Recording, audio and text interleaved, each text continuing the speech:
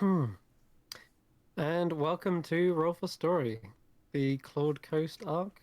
And we have our full crew, our full cast here today. So we'll be diving back in. But we need a quick recap on last session. And I think, Steph, as you won the race, why don't you give us the highlights? So are you I ready, can't Steph? remember what I did 4 hours ago, let alone last week. Okay, No one was prepared. No one was prepared. We were in a race. we were in the middle of a race. I think was the frog dead at this point, or did that happen during the session? I'll give you these. The frog had Okay. died, but came back to life. Wacky And then races died. with mythical creatures, Here they are. a giant scorpion thing, some gnolls, captured the flag, and Carius was an ass. So Irina decided to try and win for herself, which she did. That pretty much sums it up. Yeah. Yeah. Zerilius, yeah. Indeed, yeah, you managed to mess up the competition.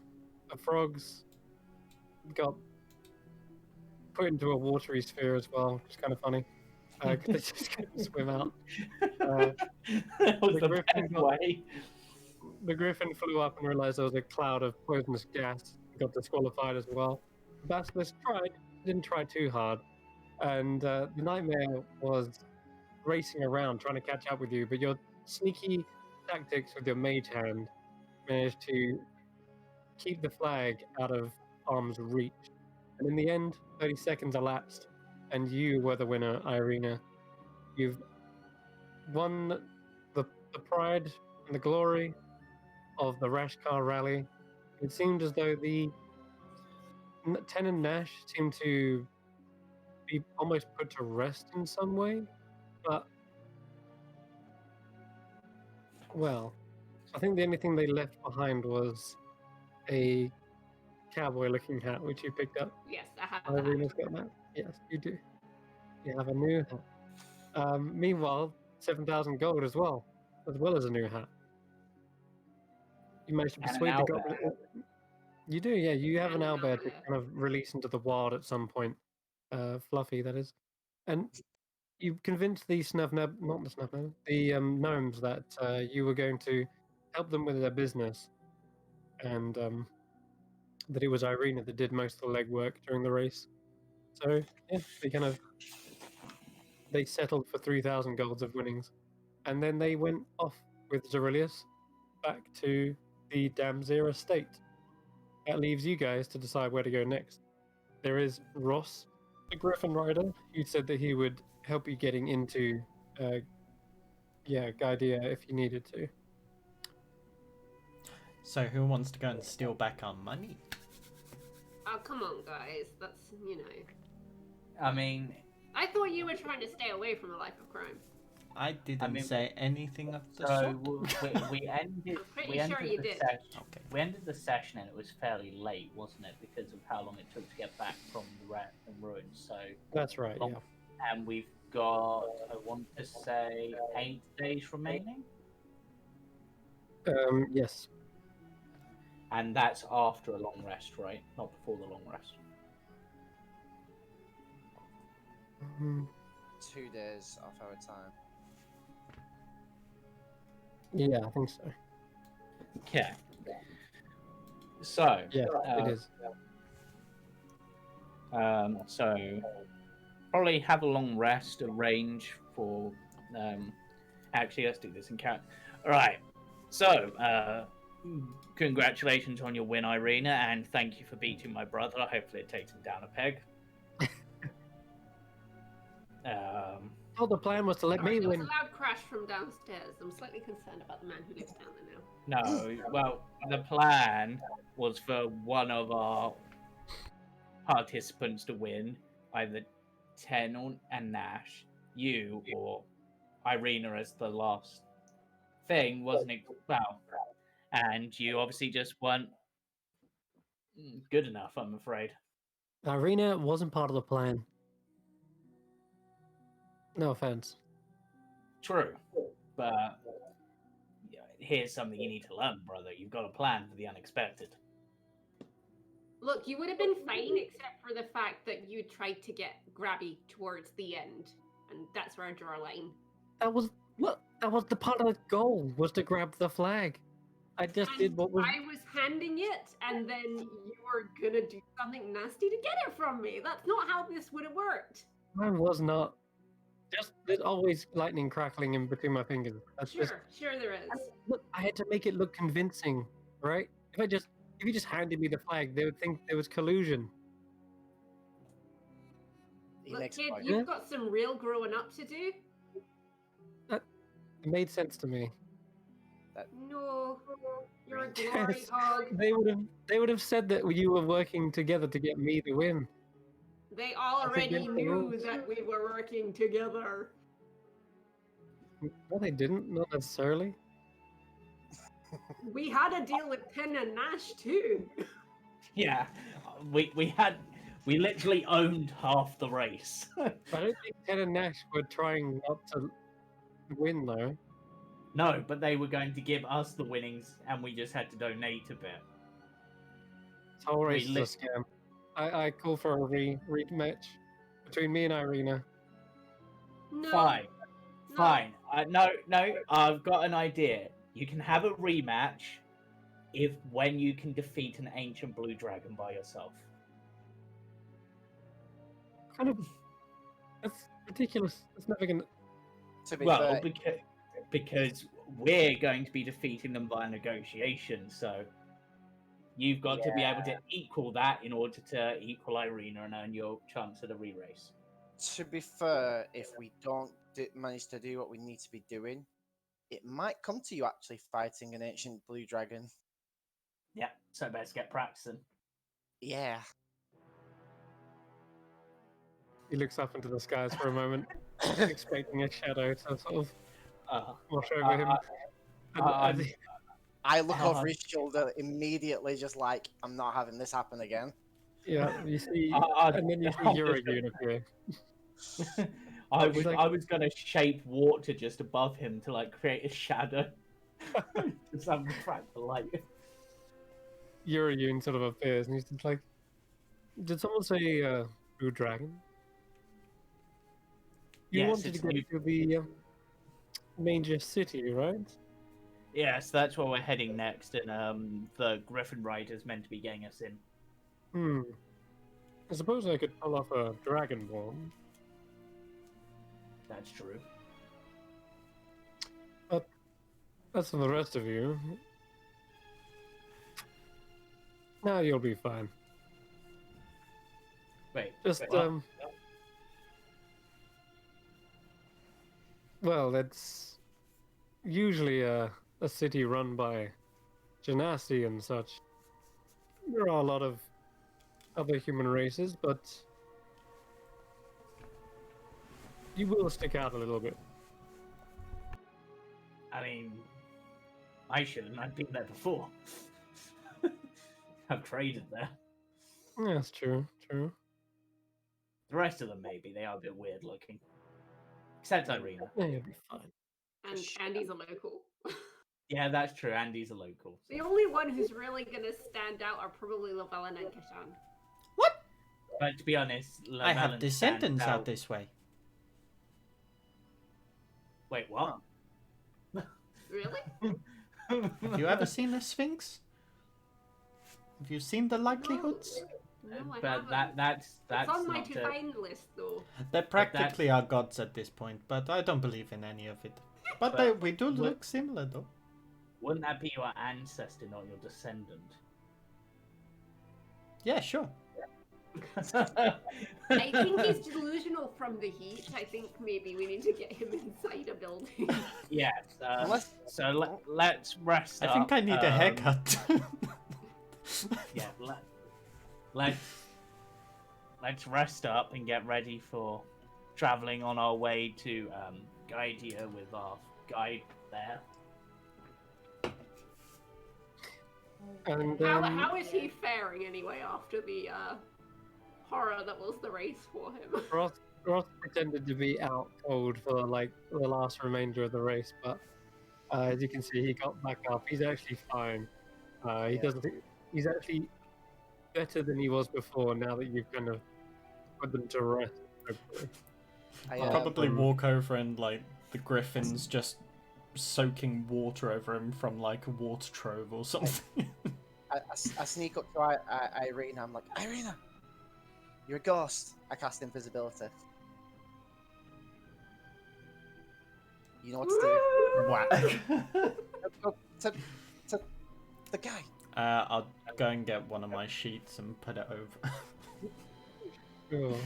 But One of my like, is ropes. the hat also invisible? Because you could go over just wearing the hat and just be like, "Ooh, I am the ghost of 10 and Do it. Nash." Do it. Roll a deception check, Irene. Deception. Invisible Irina.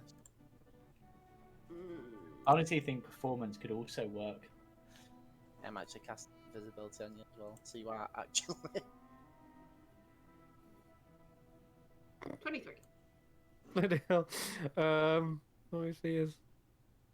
Yep, he is visibly spooked. He's like, what? Ah! I thought you said you put it to rest. He swings his like warhammer out haphazardly towards you. Oh no, is he actually making an attack? Yeah. He's got a 6 to hit. I believe he just swishes past you. He's like, get it away! Bloody Ah! hell, I was only joking. The rumors are true. You're a mite jumpy it, yeah? I'm sorry, what? I didn't get what you said. I didn't get that last bit. Said you're a mite bit jumpy it, yeah? Oh! What did you think I said? I thought you said you're meant to be a warrior, yeah. Yeah, you meant to be a soldier. I don't know, but that came across as get out of my swamp.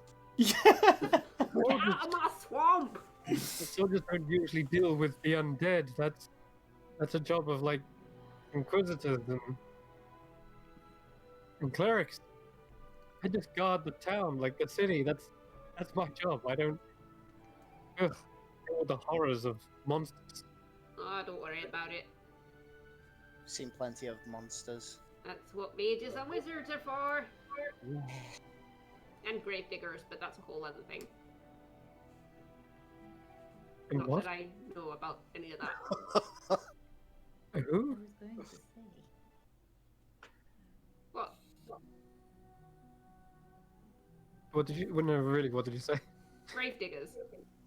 Grave diggers, right? Okay. Are you having trouble hearing me? I'm just wondering why you would go digging up graves anyway. No, I mean literally is it a technical Oh no. issue? no. What is this technical? Just sounding especially Scottish today. Well, that way none of you can understand me. Isn't I she must be Irish? even more Scottish when I've had no sleep. I thought you were supposed to be Irish. I am Irish, There you go. but I cannot do an Irish accent. Go figure. It comes out. Scottish. Everyone thinks it's Scottish. My granddad would be seriously offended by the fact that I can be Okay. Scottish but not Irish. You're Skyrish. Guy ribbon. No. Everyone can roll me a perception check real quick. Perception. Perception. Perception. I'm bad at those. Oh, that's actually pretty good for me. That was actually a bad roll. Yeah. Wow. I am bad at those. If I was 13, you almost beat me. And you rolled a 2. Sorry.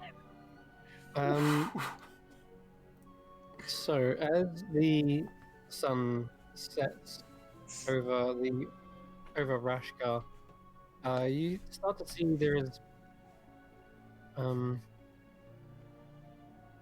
small swirling of sand in the distance. And most of you think it might just be minor sandstorms and such.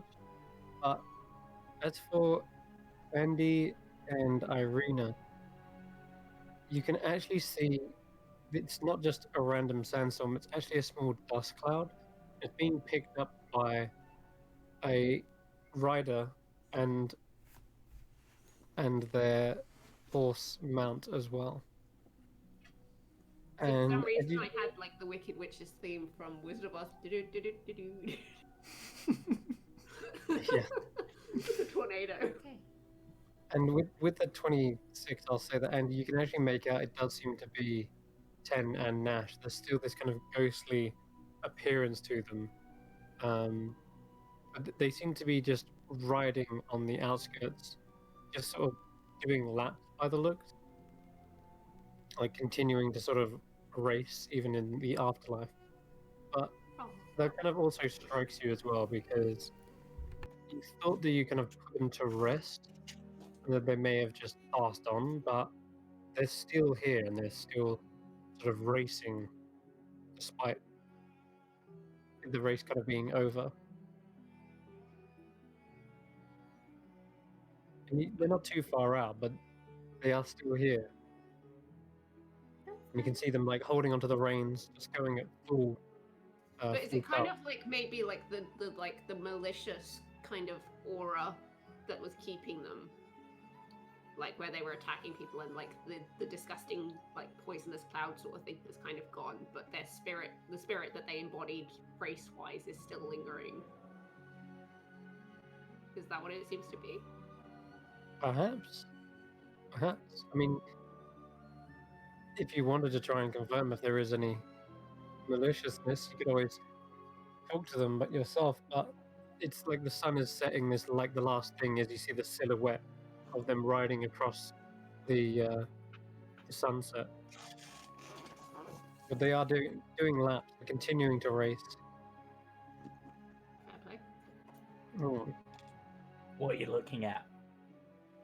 I just point to the dust cloud. Ted and Nash is still racing. Hello? Oh, Almost I there. thought we put them to rest. Well, maybe they are at rest, but this is what they like.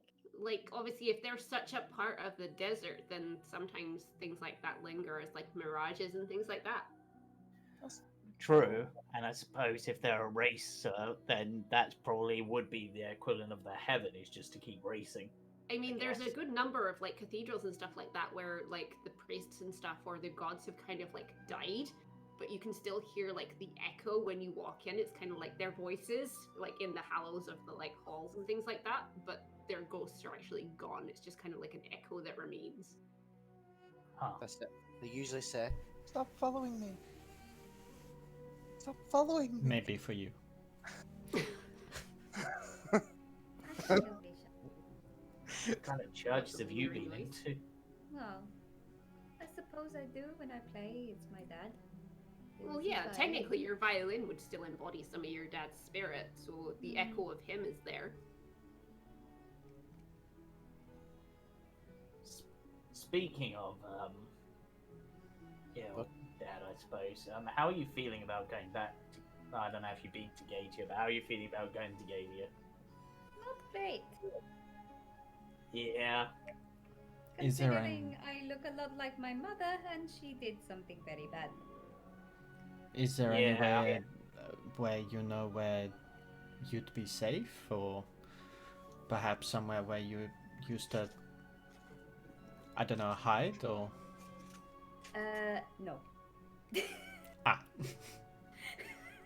That's a I good live start. in the dry oasis. Yeah. Yeah. Oh. I'm just gonna have to be very, very careful. It's fine. If anybody asks, you're my assistant, and you have been at the library most of your life. Despite the fact I cannot read. An assistant doesn't need to be reading. You just go around and you fetch me things. Or you're what they call a blind scribe, and you just copy things out without actually being able to read it. You just have to copy the exact strings. Which you can do because you do that with music. yes. Well, is there anything else you guys want to do before the night descends, and we skip over to the next day? Karis is probably just going to be like sort of meditating with his Fulgurite, but not actually doing much with it. Just trying to focus on it, see if he can get any further with it, but not doing any real practice because I don't want to take up an hour of the session again. Sure. Okay. You continue to practice with that, and I'll say over the course of several hours, you still don't get any closer to figuring out exactly what changes or is needed to be done. Yeah. But you have at least a heading. Maybe you can always talk to your father as well. Yeah. Okay. And Jamie, was there something Lavelle wanted to do, or am I confusing things? No. Nope. Okay. All right then. So we will skip over to the next day. Everyone has a long rest. And mark that on your sheet. Guess I was using my sheet to track to elicit spells. I will click that long rest button. But I All right. did manage to save my 7th level, so we'll be sleeping comfortably. And this is the point in which 8 days left remaining to till the perfect dawn. So, 8 days left. 8 days. Got that, yeah. Dun, dun. All right. Let's go to the map, shall we? Just under Yep. this. Yeah, if memory serves me correctly, at Ghaidiya we were planning to go to a particular tavern or something, or place that was a usual stay for Karis's family. I think because we're planning to meet them there or something. Someone there. Yes, there is a portside tavern. It might be of better, or at least it'll be out of the way, I guess. Yeah. I think that's probably one where you would have often visited, just because you would have either sailed up there and then taken port. But yeah, it's on the other side of Ghaidiya, so you'd have to actually go all the way through. Yeah. Get to it. Yeah. That's fine. And we'll be looking for someone who can use sending. Okay. Yes, that's okay. half thing. All right. Well, you're in luck Right. because Ghaidiya is actually a very magically infused city. They don't shy away. Like it's going to be the complete opposite. You won't get confiscated at the start. So that's Like something. arrested for being not magical enough. Yeah, maybe.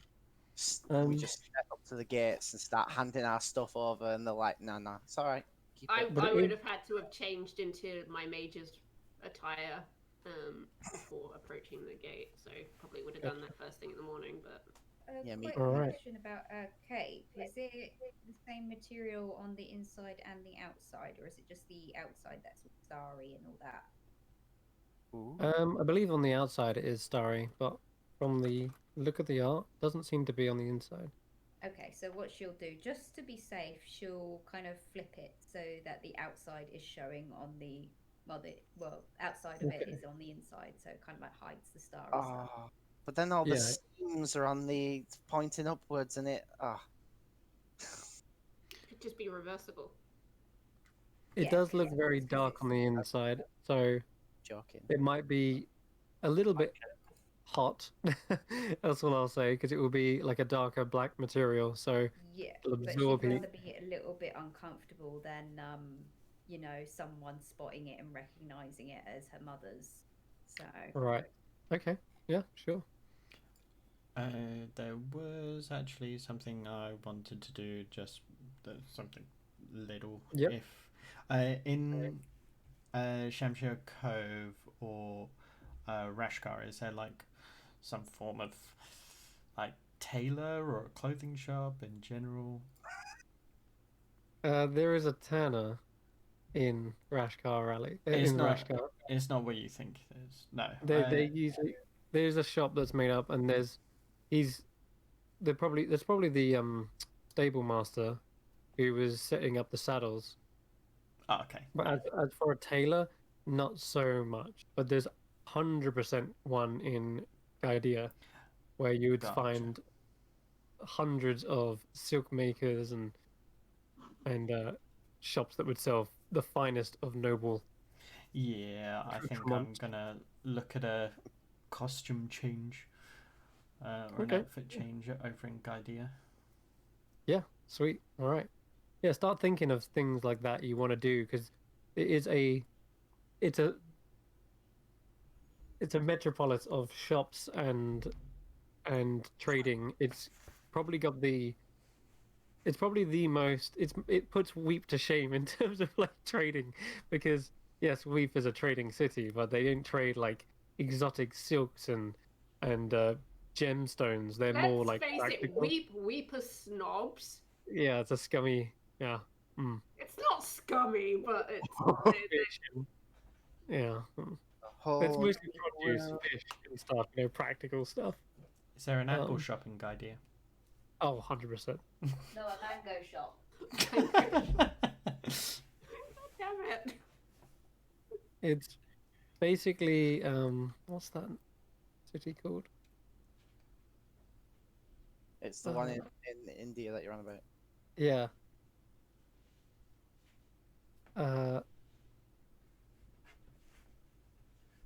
Delhi?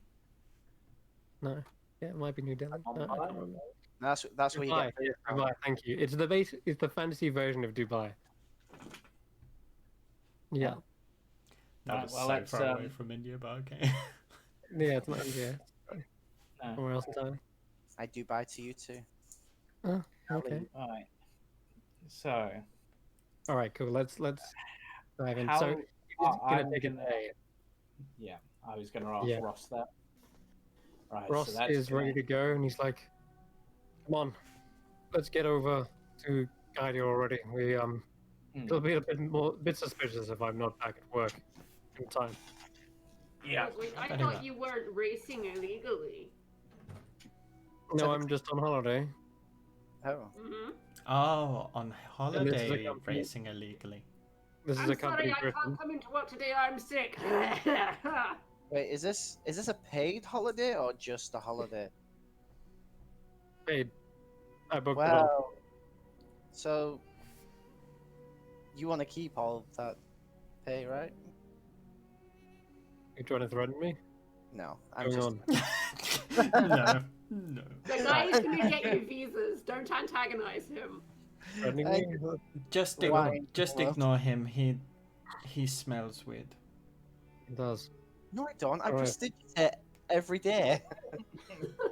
We need to talk about that. It stopped working a long time ago. You need to change your prestidigitation. You're immune to prestidigitation.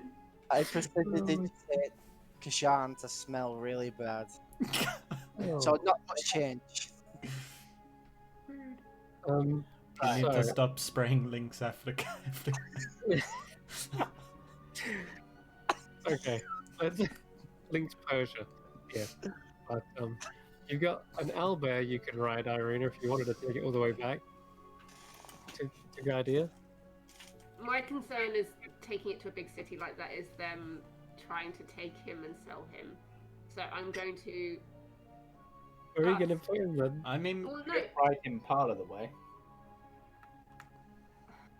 where do owlbears even live? What's Like, that my climate? brain always assumed that their climate was quite cold. That's what I thought. No, it's actually not. Or White mountain. owlbears are. But then we can't But- exactly just let him go in the middle of like the Mirage Mountains, for example. But like he can fend for himself. I'm just Me. thinking the dragons here. Yeah. Hmm. We can could always think see if Rashka can that they can look after him or keep him in the stable at least until our business is concluded. I have a plan. We send One of we the send in- orc mayor says, "Hold on, you want to keep them? You want to keep them here? no. It was bad enough those gnomes trying to keep it under control." If Fine. if Andy has the teleportation spell, we could send him to the Tan's basement. Oh my We god. don't have this one set up anywhere near here. No, but there is one set up in the Tan's basement, so you just Yes, have to but place then the one matching here. one. Yeah, you have the runes. The way the spell works, It takes a year to set one though, doesn't it? No, 24. It's a year to make 24 a permanent one. yeah, Yeah. the way it works is you can use teleportation circle to go to one that is permanent. You don't need to go from one permanent to another permanent. You can use it anywhere so long as you have a memorized.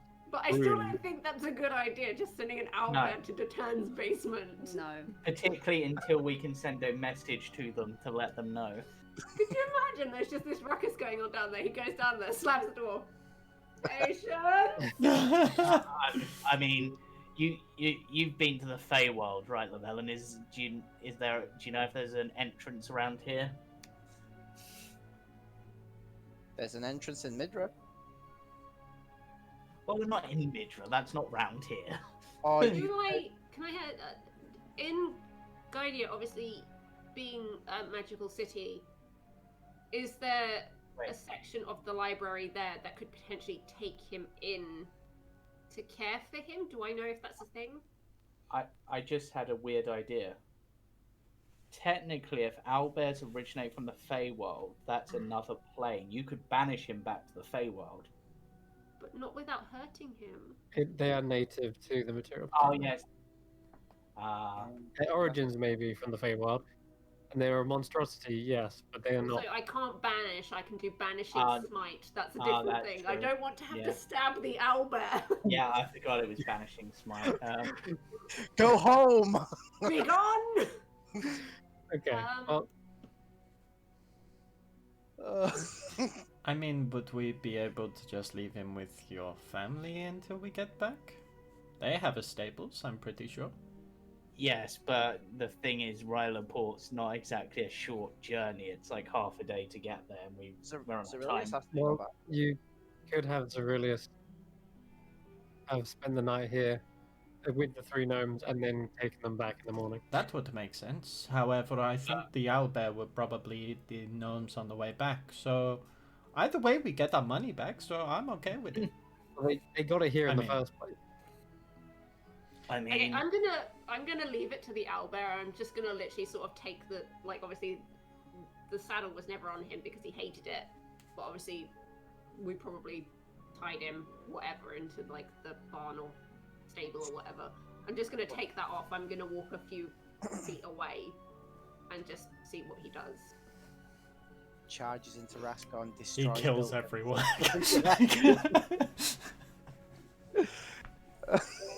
He starts looking around and looks out to the horizon. Bless you. Gesundheit. And doesn't seem to like understand the conversation that's going on here. Doesn't really actually have an idea of the options. So after a while, starts getting a bit further out from the Rashkar port, Rashkar like town, and it's looking around. It sees the mountains and looks up, and it knows the predators by the. It looks east and sees like the open ocean, and the other gives one look around to you, Irina, and it kind of looks at you for a moment, just staring at you with these kind of piercing eyes. It's up to you. You're free to go, or you can come with us. Would you like me And to be again, like stood next Not to really you understanding talking? your words. Do you want to speak? You can tell from your body language that you're kind Like, of. if you can find a way not for me to trying to speak hold to it it, then back. that would help. So it do just the starts moving.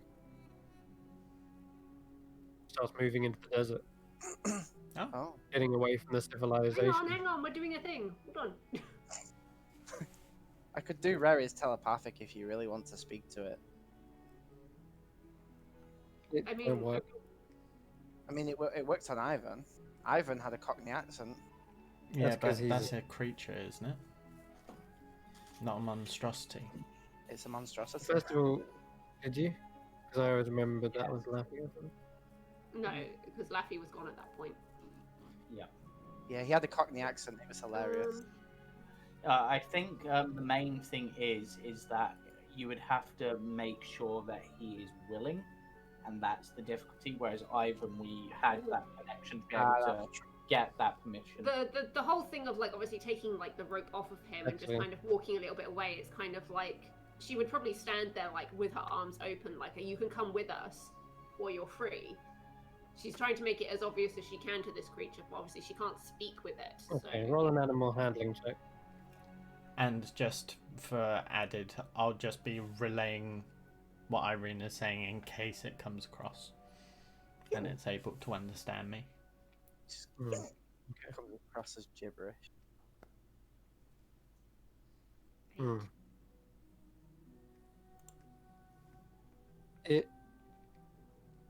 after kind of realizing that it is free, it gets the notion of freedom because you kind of freed it already, and it was just kind of almost sticking with you just for the ride in that, almost like a thank you for sort of respecting its wishes that it went on this race, and after proving its dominance, might it's now just sort of free to do whatever it wants, and I'm gonna say that it starts heading east, west, sorry, starts pushing off into the distance. The It woods. doesn't have ties or bonds to this place. But as you say, it looks capable of looking after itself. hi, Fluffy. And if given its choice, then you can totally intervene at any point if you think there's a better place for it. But if given the Taking it into Ghaidiya is just a really bad idea. No, I agree with this. Yeah. And Like, if I we mean, come it's- across him on the way back or something, then sure, we can maybe find him somewhere Hold on, better. if? But for now, I thought we were going after him as soon as we come back out of Ghaidiya.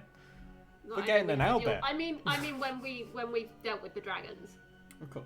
yeah, Yeah. I mean, to be I fair, mean- it looks like it's going towards the woods anyway. yeah. Around here, there's not really a much better place for it unless it's going to turn into a desert hunter. But with all those feathers and stuff, I would imagine rather it live, thrive, and die of natural causes than us take it to Ghaidiya, and have it sold for slave labor or something Mhm. like that, and then like yeah, because No, I mean- owlbears are rare and like the feathers. yeah. No, I'd rather not have that. I just And mean the- you might be heading that way anyway at some point. So you might And the need. leather's quite valuable. So Ooh, yeah. Irene is Alright. just stood there with like tears, just like, "Hi, Fluffy." Buffy does, like I say, give one last look around before it kind of ruffles its feathers and heads into the distant woods. Carriers to try to cheer Irene up is going to shape water on her tears to make it into an owlbear's hand that waves goodbye. Shaped her tears. Okay. But yeah, sure. She's just kind of like, well, I can die happy, so there's that. But Well, I hope you're not thinking anytime soon because you still got to get that cloak back. Or those robes. Oh no, I'm not dying. I mean, if I died, I die happy because I not only saw a real life owlbear, but I rode one in a race and won. We won't have you dying anytime soon. And I spray Link's Africa on her face. I punch him in the face. I mean, I prestigitate the face of any. Pretty much what it smells like. I'm just going on that. I'm making sure that you guys realize how useful this is. Right. Now let's head on our way to Ghaidiya. Okay. To be fair, To Irene get like permanently smells like smoke, so Yeah. To get there, it would take a whole day's journey. But if Yuriyun says, well, we could take a express route, but that's as long as Ross isn't freaked out on the side of a dragon, that is. Hmm. how trustful does he seem? Well, Trustful? That's not a word. What word am I looking for? Trustworthy. That's the one. honestly, I don't think I'd trust him considering how terrified he was of a ghost. I So- thought a dragon. We get Time is some, of the essence. we get somewhere It's worth outside the the flash car, I trust him not to say anything.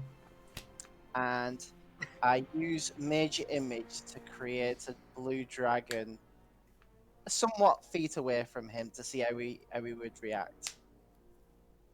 Really? You're going to cast blue major image, yeah? Yeah. Once It's the we're best. upside down, heading on our way. But it's got to be like a docile dragon, not like a Oh, feat. yeah, docile. Just to see how he'd react, so we know, like, because if Yuriyun just turns in front of him, it's the exact same sort of reaction, really. So Ross says, "Are you ready? You'll leave Rashkar at about what 400 meters out is when you cast it." Yeah, somewhere where Um, it gets seen by anyone else. And all of us will Alright, just be yeah. like all nonchalant when it appears. It's like, oh look, Dave's back. Hi, Dave. Do you make it appear out of the ground or from the sky? Let's go with Sky. Sky's cooler. It Okay. just flies, swoops down, lands, and it just gives itself So away. his Griffon, given that he's got these 20/20 vision, is definitely the thing that spots it first and lets out this ear-piercing shriek. Immediately goes into a dive and starts to evade. And Ross is like, What is it?" And he looks up and then says, I mixed his fiery beard. What the hell is that? A dragon? It's just Oh my a God, friend. Yeah, dragon. it's our friend. It's Dave. we've flown too close to the Mirage Mountains. No, it's just We'll make just some action. No, I he's mean, fine. you literally just flew through them on your race.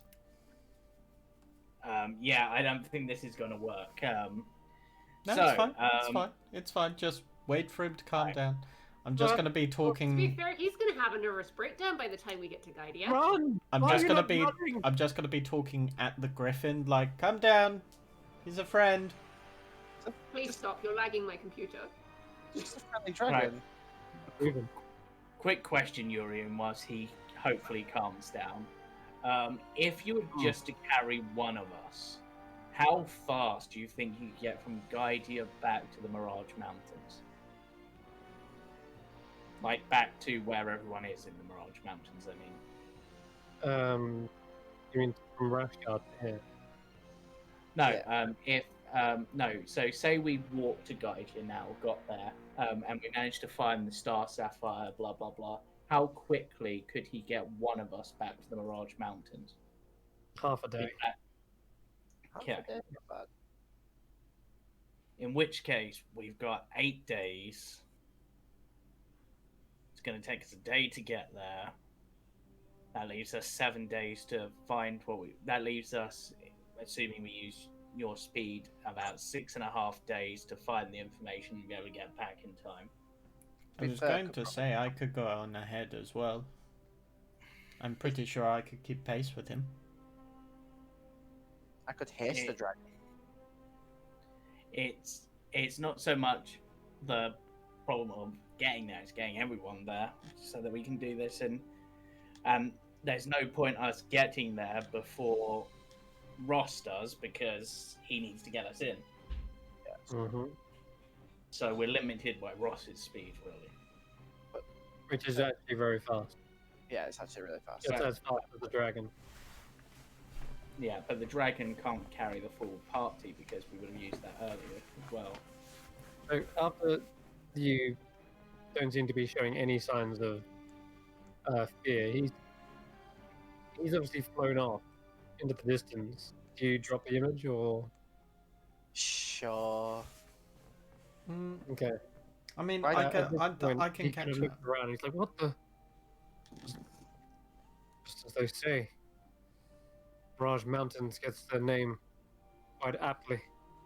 He does kind of look very cautious as he flies back to you guys, and he's like looking you all up and down. That was one of you, wasn't it? You don't seem to be at all scared of the fact that a giant dragon just flew down. I mean, Do we It's look kind like casters to you? I can only imagine it was something of a trickery. My eyes aren't fooling me. We've met up with dragons before. It's nothing. I've slain a dragon before. We're not scared. yeah, either way, let's get on our way. I think any plans to speed things up probably aren't going to work, so we're going to have to go as fast as we can without any additional aid. sadly. But in terms of getting back to the Mirage Mountains, I do have haste, if that would And benefit. then you could fly there, double the speed, stun for a round. Yeah, you could probably It make says- that. He kind of pats his griffin and he says, "It's our job to keep the skies clear and give an early warning if there are dragons. The whole point. They're a natural enemy of our society. You see the trebuchets and ballistas we have ready, armed, just in case there ever was an attack." Well, it's I good just- to know you're prepared. I just turn around and look to Yoryu and like, And he's like, "Oh, all dragons are bad." He says, "Well, the ones we've encountered are." Honestly, I've encountered at least one who's half decent. I just like whisper, just like, the last time I warned the city about dragons, it turned into a state of the Shadowfell. I don't think it's a good idea. Either way, we just need to get there. I mean, we need to keep our eyes open. Try not to get ambushed. don't Still. get caught flat-footed. I just think once we get to Ghaidiya, we need to stay on track and not get too distracted.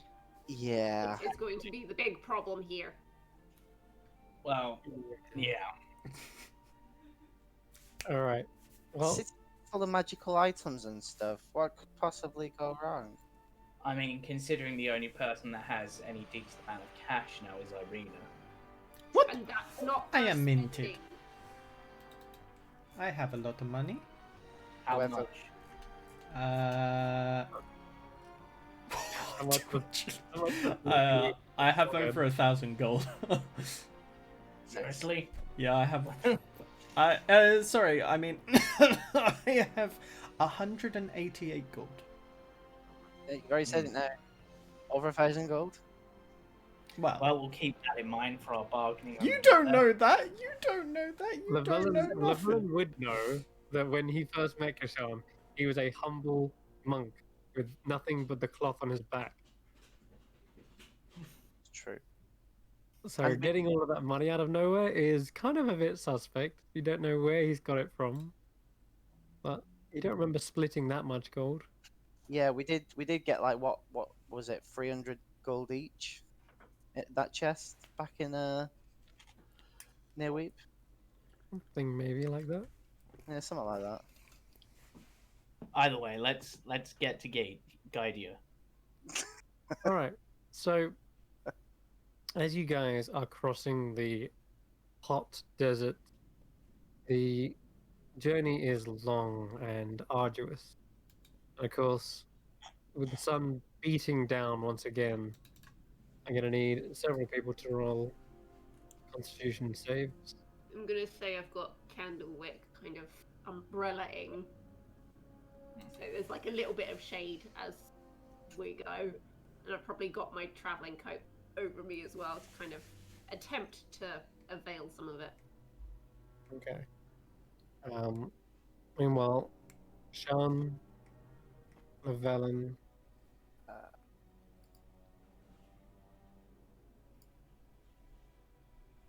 Did I'll it? give Irina. I'll give you advantage, Irina. Yeah. No, that's why I'm like, obviously I still have to roll because I'm still half elf. Mhm. I could keep someone pretty cool for 1 minute. It's not very helpful. It's a day's walk, it's not helpful at all. No. Is it Um, con save? Mhm. I was gonna say, but I don't think it helped last time. I'll just do the con save. That's fine. I'm probably gonna get exhausted. Yep. Yep. Yes, you are. Okay, that's your first level of exhaustion. As you're trying Yeah. to push on through the desert, the sun beating down upon you is relentless in its heat, and you start to get a bit of sunstroke. You're dizzying, dehydrated, and yeah, hope you brought enough water because We I hope would someone- have packed supplies for the journey on the way. Well, That'd be fortunately, stupid not to. I have 4 first-level spells that can create water. There it is then.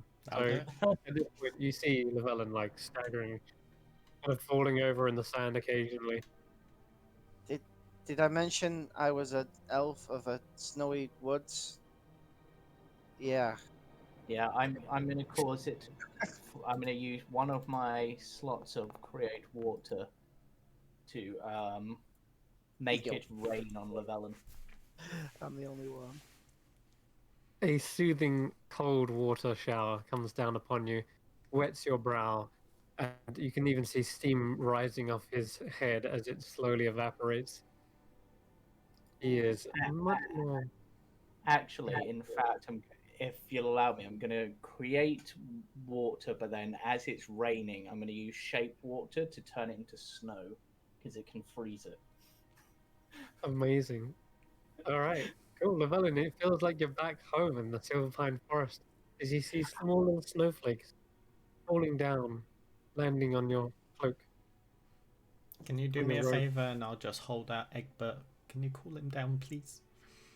Yeah, well, using the water that was created and put into the sand, now I will then shape that water and just douse Egbert with it. See, my water's recyclable. There we go. And when something, Put him back in the bag. all right. Usually when something goes from hot to very cold, it cracks. But The water's, it wouldn't be cold water at this point because it's been on the sand, so it warmed Oh. up slightly. all right, fair. Oh yeah, Egbert looks refreshed, cleaned. I'll say very cleaned because it's been in your backpack for a little while now, sand over it and stuff. But yeah, moving over towards the desert, you start to see much more difficult terrain than you had anticipated. Hills and dunes pocket the distant horizon, and it's going to be a journey up and down over the course of the next few hours. So that's what you see ahead of you. Is there anything anyone wants to do as you're approaching it? Karis is going to fly up slightly on his glaive just so that he can get a view to make sure they're not being going to be ambushed from. Roll a perception check as you gain a higher altitude. Actually, just before I do that, I'm going to ask if I can borrow the spyglass. Yeah. All right, you Because have advantage. That's why, because my perception is not great. So, 15. 15? Okay. In the distance, you see.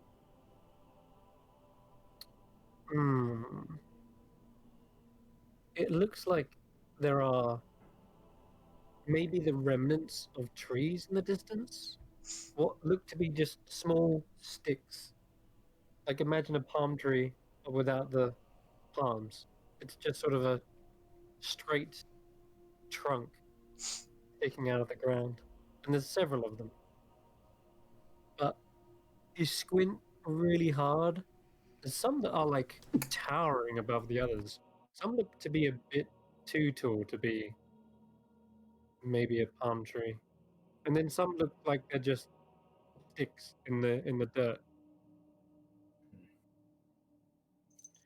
I sort of drop down, hand the spyglass back. Right. So obviously we can all see the dunes up there. There also appears to be some, like, for want of a better word, dead trees, but some of them look a bit too big to be like the sort of trees I'd expect. So it's a bit weird. Having That ring traveled any this bells? way, having traveled this way before, does that sound familiar or is this new? You did come from a different direction. You came from Yeah, the but dry way. if they're that big, then potentially you could still see them. You do remember passing the Camel Hump Dunes, and that you do remember that they span the extent of like the exterior of Ghaidiya. They kind of form this whole section. Hold on, let me try and map it out for you. Well, I mean, I assume this means Carius has never seen these before either, so it's We can assume it's Yep. recent. The camel hump do that effectively, if you can see that. Ross, that sound familiar to you? You've flown around here recently. He says, I can tell you they're not sticks or trees. Some of them even have a glint to them, but that'll become a bit more obvious the closer you get. And as he says glint, that kind of sounds reminiscent of something you saw, Andy, as you were passing over the Mirage Mountains. You saw glints in the sand as well. Something shiny, something metallic.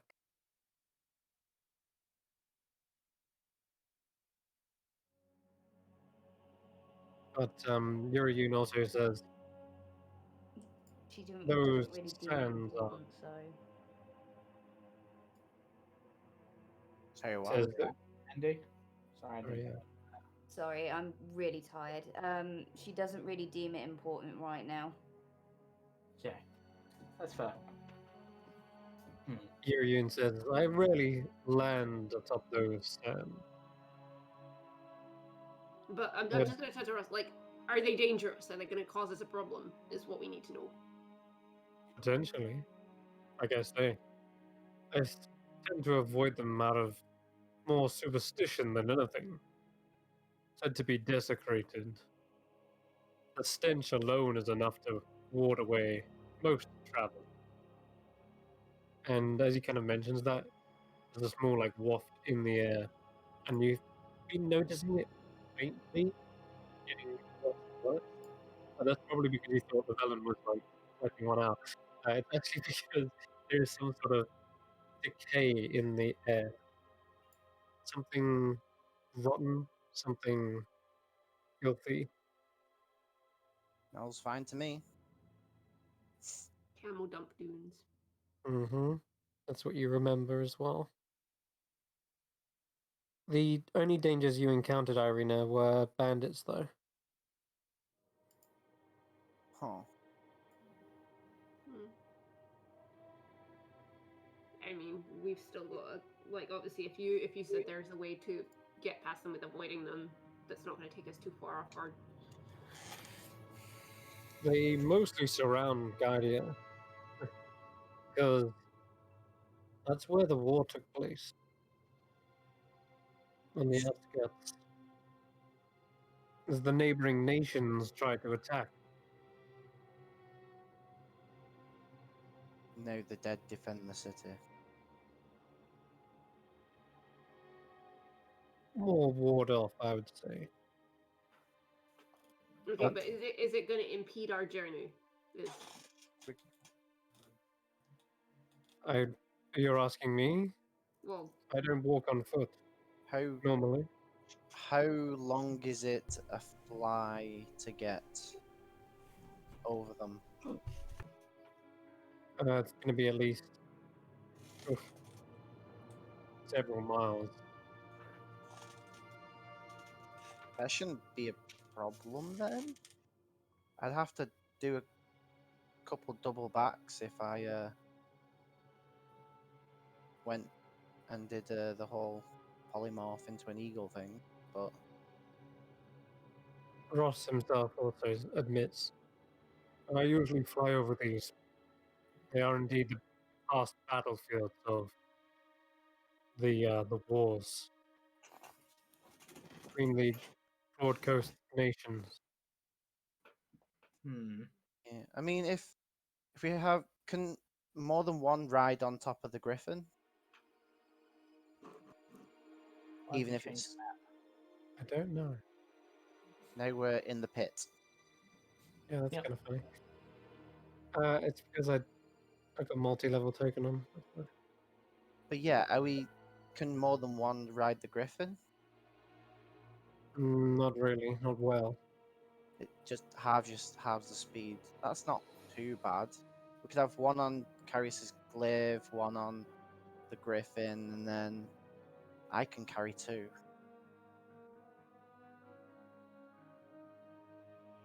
Yuriyun can get themselves over somehow.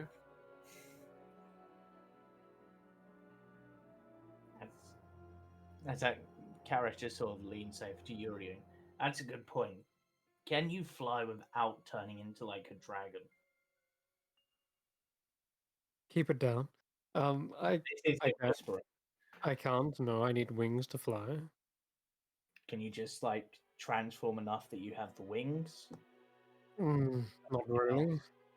Oh, okay. Can you turn That- yourself invisible? Nope. I could Can't do turn. that. Oh, I can polymorph myself. That is it. That is the extent. Hmm. And it You can took long enough. polymorph. It took generations enough as it is just to do that. okay. Hmm. I can turn you invisible for an hour. That should get you over there. Very well. You just need Who, to who, punch something once you get over there to deactivate the spell. oh, who's flying? I'll be doing the flying after you get over there. And you're ferrying. How many people are you trying to ferry? Evan? I can ferry two. We can get one on Carius's glaive and potentially one on the Griffin. It would bring it to half speed though. Okay. Sure. How long It's a- does your griffin last?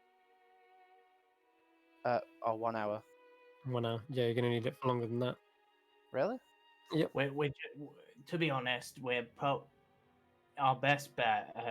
We can try to avoid this as much as we like, but it's either going to cost us a lot or Yeah. It'll cost you at least 2 polymorph spells. It's You'll because be you said moving half. So I think probably our best. Also, our best bet is probably to just get going, try to get for it as fast as we can, and if anything does happen, either run or deal with it. What is the rough distance? It's like half a dozen miles to Ghaidiya. I mean, math. You wanted a distance. 6 miles is nothing. We Good worked point. out.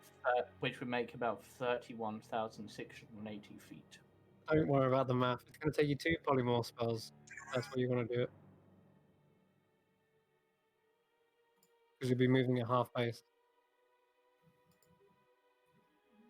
And you can only carry probably Andy and Irina, or Andy and Kashan, the 2 lightest. Yeah. Huh? It's up to you guys what you want to do. I mean, if you want to ferry a couple of people, like, I could still carry on walking in the meantime. I mean, I could Yeah, run Kashan's to very- Ghaidiya and meet you there. Ghaidiya. Because he could run through, so I'd have to do nowhere near as much distance. If I want to come back for Kashan. Tell me what you do. Yeah, I was trying to figure this out. I mean, I'm happy to just go through it. I think it'd be a great experience, personally. I can travel 160 feet per round for a minute, which is 10 rounds. We've worked this out for. Yeah, we don't need to work out distances. Just tell me what it is you're doing. I just keep going. I don't really see the. That's what factors a Gareth bit is saying. much. Just keep going. Yeah, let's just keep going, and if we hit a problem, then we quickly do that and get out of there, if That's necessary. the most sensible solution, rather than using up Yep. spell slots like this. Yeah, that was Yeah. Karis. That was Karis basically like, yeah, let's just walk. If we run into trouble, we'll deal with it one way or another. Like, we'll get to the top of the dunes and Irina's just gonna roll down them to save some energy. I was just trying to read the room. I thought everyone wanted to avoid this. Like, we don't know what they do, so there's no point in trying to avoid it, because I mean, for we all know they smell and they look ominous. That's all we know. What do you they mean? could give us superpowers. They smell completely Ominous. fine. What's your issue? You Ominous don't doesn't smell even that. begin. Smells fine to me. It does begin as you push on the next 20 minutes or so. The smell picks up to.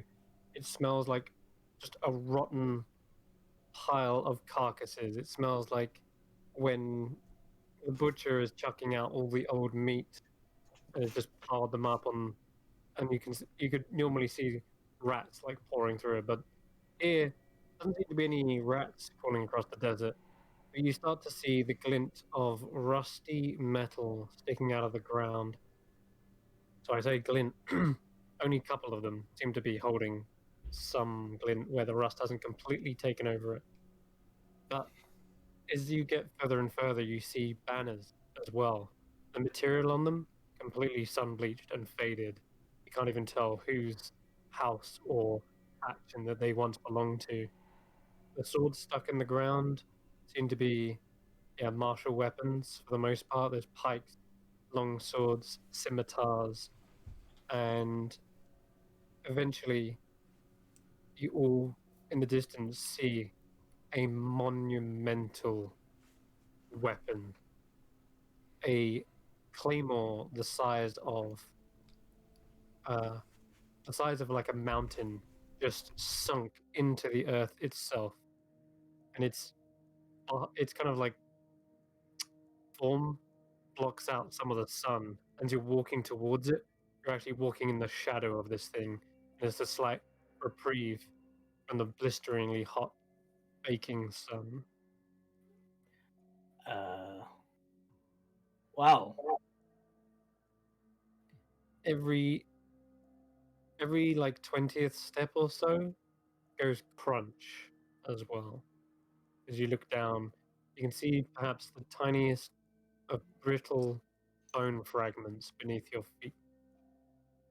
And it goes on like this, stretching for miles. Just nobody think too hard about it and Oh God. keep walking. So, Garrus is just like, so was there a fight against like giants or something that I haven't heard about? There was a war between the Genasi sort of what they called ancestors, like the Ginny and things like that. It was a big blood war, basically. And a lot of the remnants are now what underneath the Camel Hump Dunes. It's what caused the formations. And there's so much carnage and leftover that you can't get rid of it. And there's so much iron in the sand now, and it's kind of what keeps the decaying smell, and it's... You know, I really should have paid more attention in history class, because that actually sounds interesting. I mean, Smolder knew more than I did, but that's because it's her, heritage and whatnot, but... Yeah. Ross speaks up as well, and he says, "Not too big on my history, but I do second what Irina was saying. There was a war between Afriti and humankind as well. Some were fighting on both sides. But from what I remember, bodies are supposed to decay. They're supposed to rot and wither away. Some believe that there is a curse on this land, preventing anything from truly withering and dispersing. The rumor is that the bodies are still fresh, trapped beneath the sand.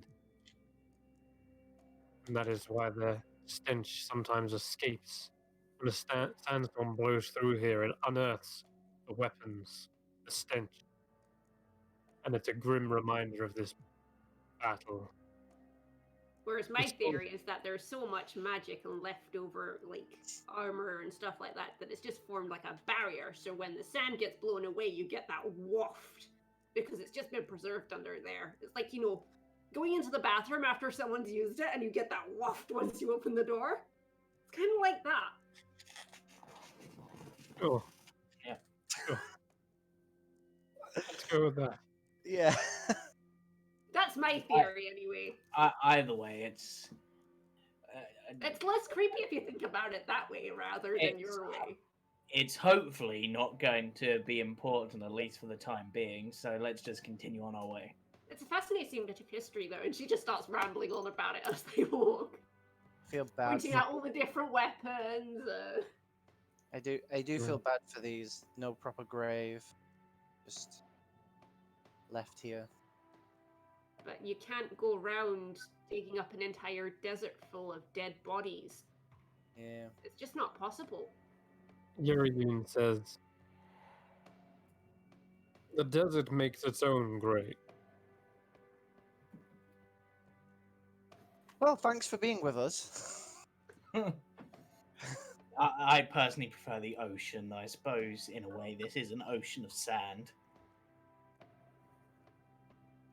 Not for me, personally. As Ross is looking over it, kind of a bit of a saddened expression on him and his face, and says, "The stories would tell of glory in battle, prestige and honor, but this place just gives me the creeps." Everything gives you the creeps. It's true. In a way, do I think feel- it's quite beautiful, but, you know. I have my book climb onto his shoulder. Stop scaring the poor man! Honor is purely in your own eyes. If you feel you're acting honorable, then you're probably acting honorable. What others think doesn't really matter. See, scared of everything. I'm literally just going to gesture to the giant sword. I'm like, how often do you see something like that? Can you only imagine the being that wielded that? It's incredible. It would have to be Do bigger than a giant. Do you think the Borzo could build some sort of thing that could wield that? Probably. I don't think they'd want to, though. Except for maybe I- that one bugger who's a bit of a pain in the ass, but... Yeah, there is that. But can you imagine just like, I don't know, that'd be cool. Like fighting some giant monster with a sword that's bigger than a mountain. It'd be... Yeah, but I could imagine it'd be like one big thing made of maybe like 5 smaller contraptions, all housed with people in, and then when they join together, they're able to wield the sword. Okay, Rumor now has you're it just talking the Afriti stupid. god was literally just that big. I mean, That's how the story goes anyway. Apparently he like was made of clouds, so he came down and kind of formed like with all the clouds that surround our world. And then when he was defeated, he kind of dispersed and just went. So he's technically still the clouds, but Or maybe the sword is just that big so it can be wielded by Lavellan's ego. nah, it's still a bit too small for that. well, you don't know how much of it is underground. This is That's very true. true. You don't know how far it goes. It's like an iceberg. Most of it's beneath the surface. I was betting my brother would try to wield that somehow. He'd probably find a way. Just to I'd annoy love me. to climb to the top of it one day, but that's really disrespectful, so I won't do it. I can fly you up to the top of No, I think we best leave it alone. it. I don't want to incur the wrath of something that could wield that, no matter how fascinating. To be fair, if something could wield that, it would be great for us against the dragons. Well, we're not trying to start a war with the dragons. We're trying to solve this peacefully.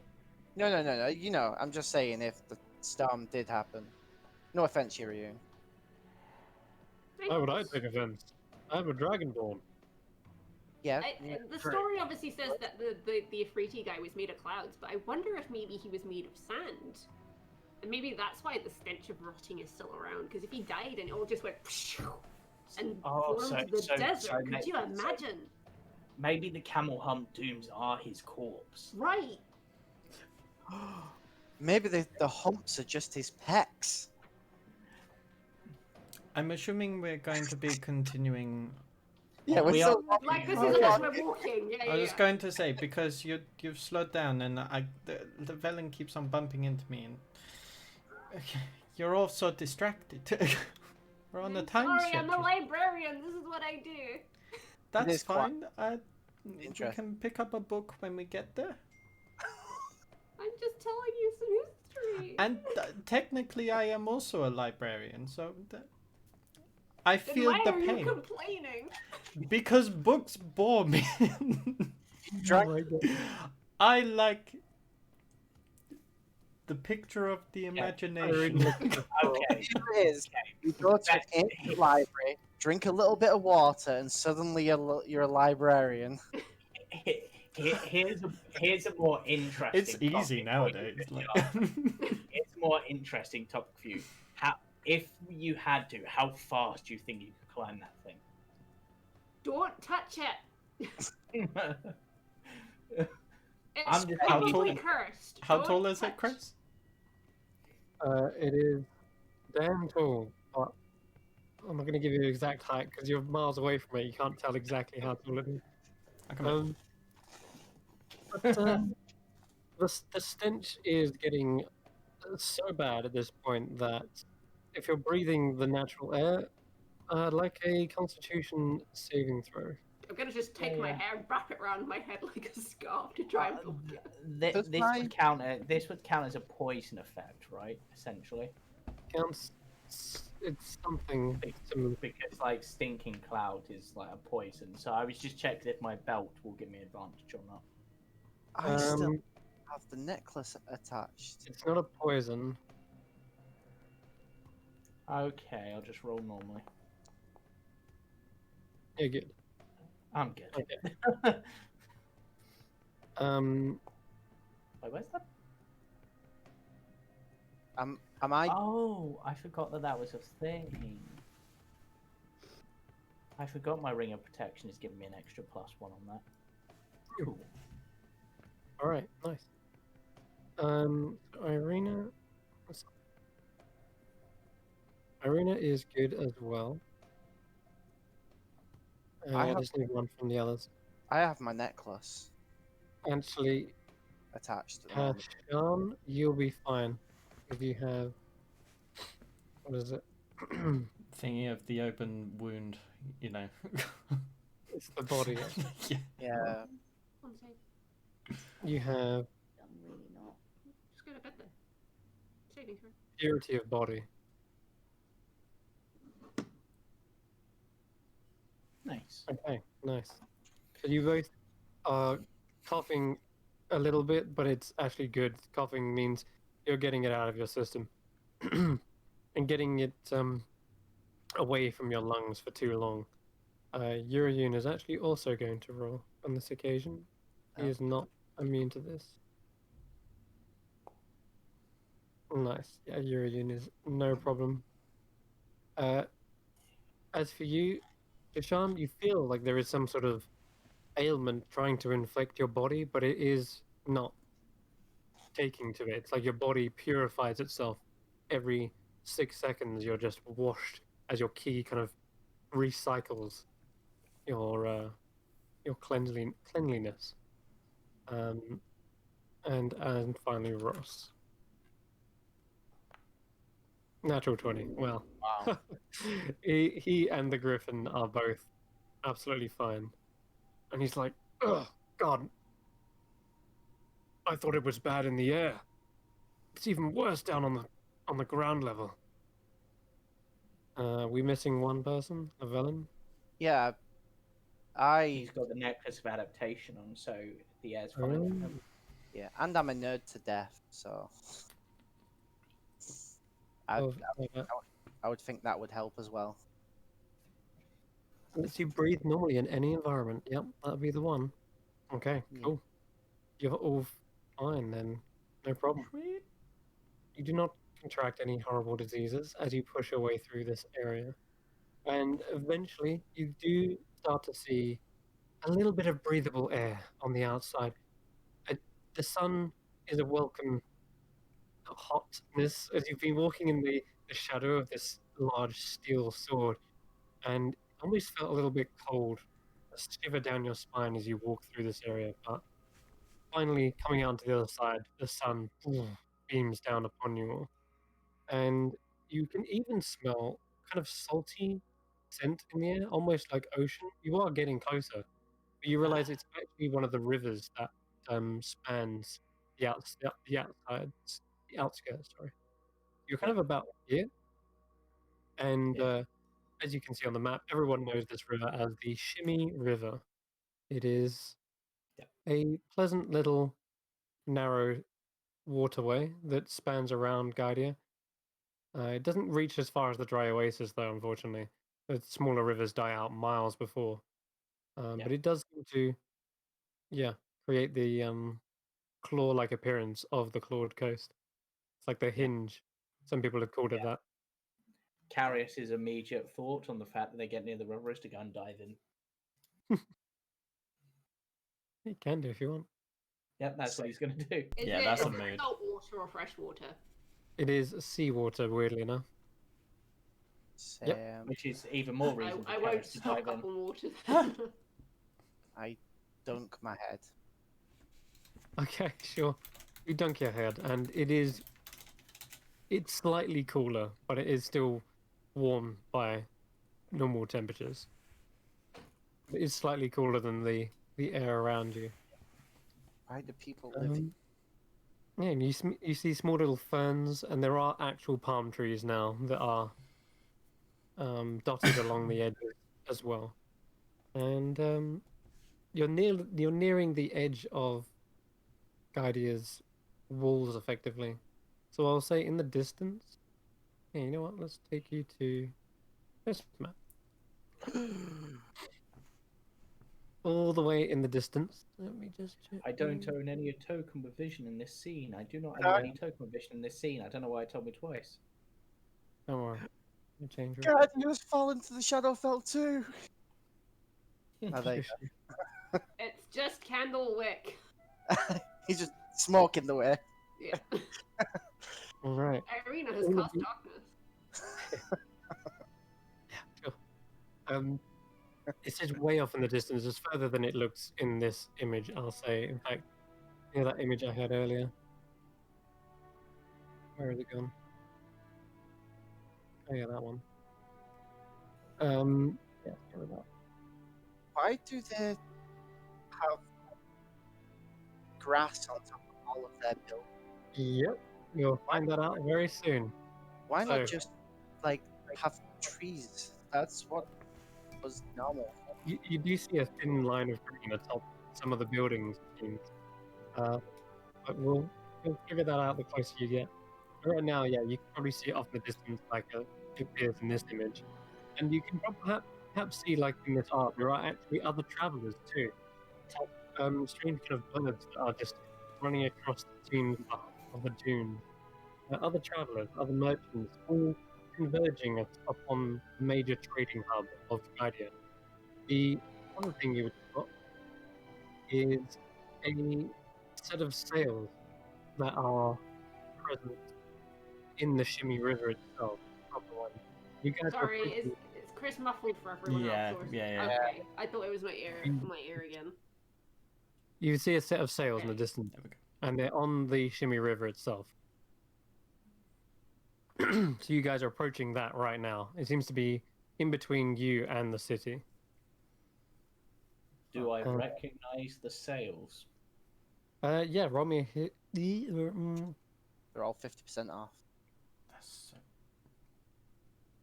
Roll me a history check. History. Mm-hmm. Go That was history. so bad. 19. Okay. So yes, you do actually recognize this. Just from the shape of the sails alone, you can tell that this is actually, believe it or not, a prison just got barge. What? What are we all giggling about? When I asked if I Do I recognized the recognize sails, the sales? Jamie went 50% off. Oh, God. they're run by Captain Boggle. Yeah, cheers for that. You guys. Anyway, okay, so, prison So barge. however, you also know that they're actually they often trade silks and such. They are a transportation ship for prisoners, but they also, as it happens, carry a huge amount of cargo at the same time. Nothing too dangerous though. Silks, spices, that kind of thing, because They are coming from one of the cities up here.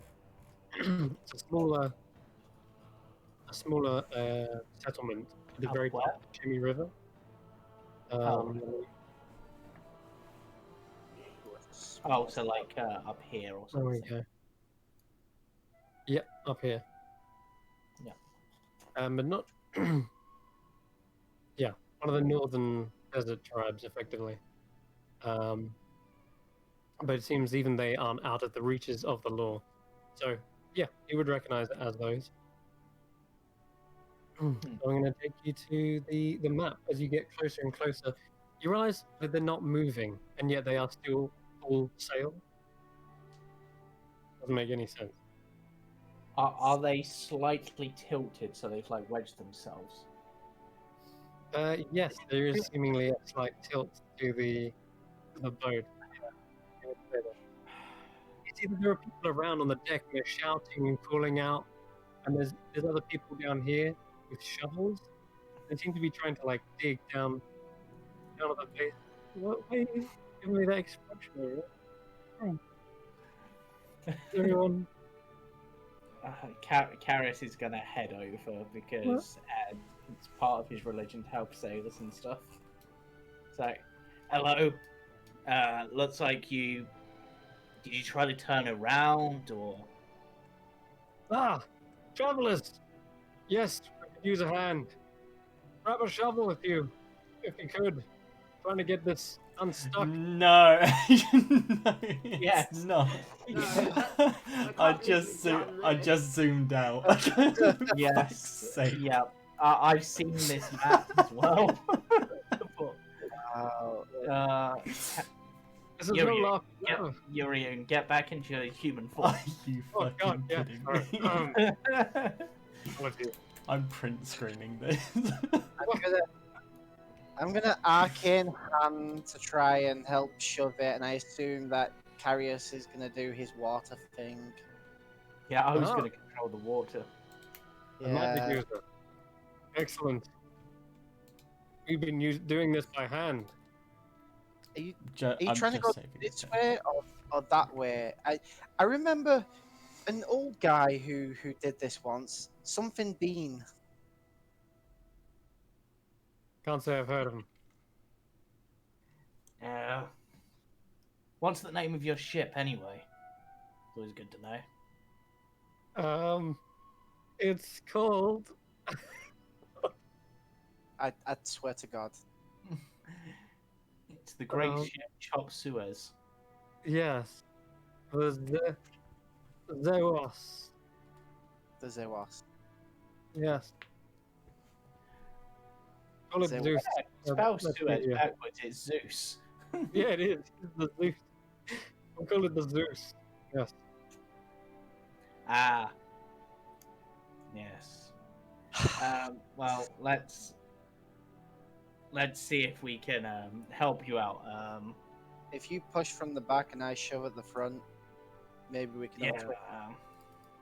That sounds appropriate. All right. Get that. All men, we're going to attempt to push the boat out. And you can see the captain at the top, like giving a wave.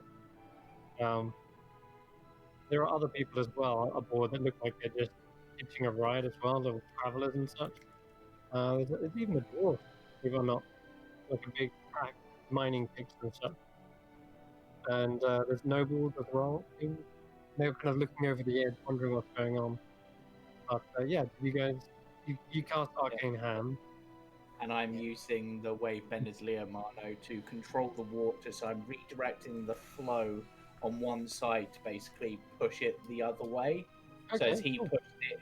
pushes the front down, I'm pushing the back up, and it should hopefully force it back into position. Nice. Okay, Garrett, you can roll me a charisma check. And Llewellyn, you can roll me a intelligence check. Is it? Hasn't been. Strength? Yeah, but has it got actual strength itself? Yeah, it's got +8. It's a Okay, then use 20. your strength. Yeah. Yeah, use it +8. Yeah, it's 26 altogether. But 15. That wasn't great. They are struggling, it looks like, and it's even. I want to be able to use the helmsman's shelter. She's using it.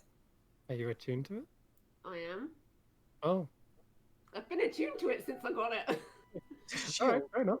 I'm just debating which charge to use. I can do control water, control a water vehicle I can see within 300 feet of me.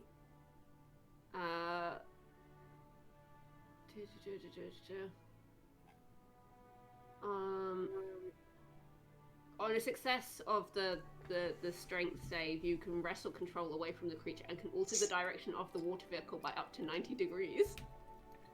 Wow, that's literally That would do the job. it is. Oh, was that the You could shield? also- You could also use the control water to raise the water level, so technically the sides are underwater, and then it should just continue normally. Hey, Captain, you're gonna have to relinquish control of your ship for a moment. Never. Just for a moment. We will not negotiate with pirates. I'm like a pirate. I'm going to approach in all my mage glory, and introduce myself to whoever the captain is, and just say, if you'll grant me permission for a few moments, I could probably unwedge your ship without too much trouble. Unwench it. All right. You seem a bit more. What have we got to lose at this point? We are stuck here for days, so. And these prisoners are getting restless. Wonderful. Prisoners. I mean, Because there is a Yup. bit at the very, very end that says that if there is no creature currently controlling the direction of the water vehicle you choose, you automatically succeed on the check. So thank you for Alright. granting me permission. Problem solved. Okay, yeah, pretty much. I forgot you had that wheel. That kind of makes this whole guild chat completely moot. You can see Karis and You're Rowan both. welcome. The water that you're manipulating doesn't seem to be enough to push the boat. And then the mage hand comes in and tries to heave and tilt the boat. And this thing must weigh tons and tons. And not even an arcane hand has enough leverage to get it going. And then finally, Irina pulls out the helmsman wheel and Pulls it after off, slams it down. Whee! Yeah. and with I'm a mage, she says. with one spin, you start to see the whole ship creaking, tilting. We're doing it. We're The succeeding. whole begins to shift. Captain, you might want to get on your ship. All the nobles are rushing towards the side. The dwarf's laughing. It's like, "Aye, that's how you do it, lass." And the noble's like, "That's fascinating. What a marvel of magic." And as everyone's attention is drawn to the front of the boat, and Irina, you're steering, the rest of you guys can roll perception check. In fact, Sean, Andy, and Yuriyun can roll, because everyone else, you're concentrating on trying to push the boat. Okay. Sean? Yeah. Skills, perception. 3. Anyone from Andy? Move it, man. 16. Oh, 16. Alright. Let me just roll these. Ooh! It doesn't carry. Okay. Oof. Okay. In the distance, I think everyone but Yuridun noticed at the back of the boat, you see as the boat is tilting and shifting around, you see there is a small splash in the water. And as you kind of peer out, you see that there's a figure staggering to his feet, and he's trying to make it to the shoreline here, and his hands are clearly cuffed in something. And his appearance is generally like scraggy. He's got like a mess of hair, a long, unkempt beard, and one of them has already got quite the head, quite the lead on the other one. And as he turns around, he's like making a really like panicked expression because the other one like just landed in the water, and both of them are sprinting away from the ship. Do we have time to react to this? The others who have just noticed them do, but you guys are effectively surprised in this round. Okay. So- Do we go after Okay, them? that's What's Yes, the plan here? the prisoners. Are they prisoners or are they slaves? If they were slaves, hold on. There's no slavery in. In D&D land. Come on. No, you've already heard this is a prison barge. They are transporting prisoners. Okay. From... They are no mention- non-paid servants. To be Just fair, something to- like Andy is a criminal, so she's not going to do anything. Okay. Okay. She's just going to let them escape. So I'll So say is there's prisoners. Oh yeah.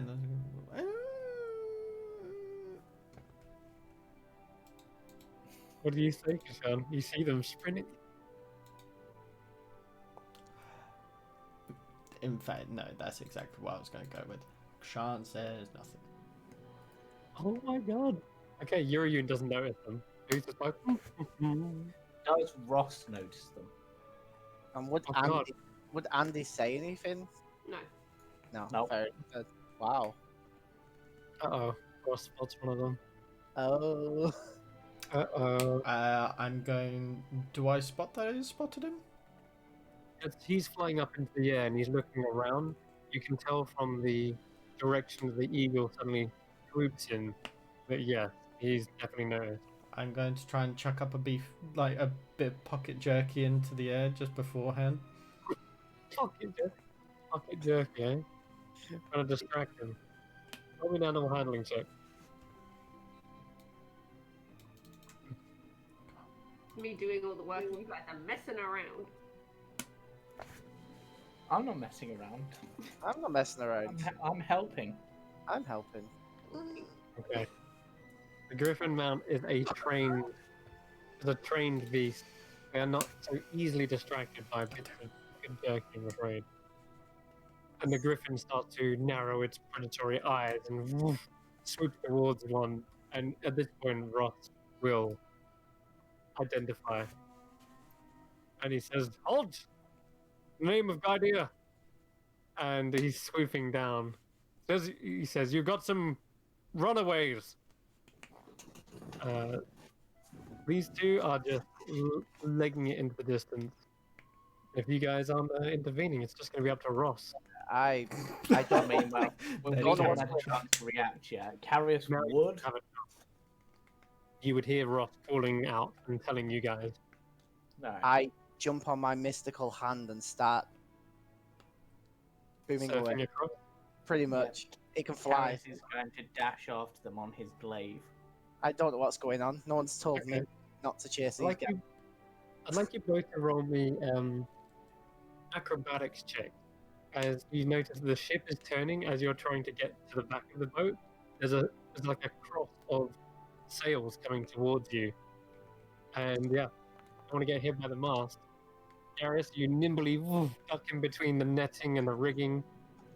And I'm imagining it's like one of those scenes where there's just like that gap between, and Carius like leaps off the glaive and just sort of spins in the air through and land on the glaive again. Stylish. Acrobatics. yes, please. I mean, would it not technically be to do with the control of my arcane hand? Yes, but you're balancing atop of it. I just wanted to see what Ross gets as well. Technically, he should have made it. And Ross isn't doing too well.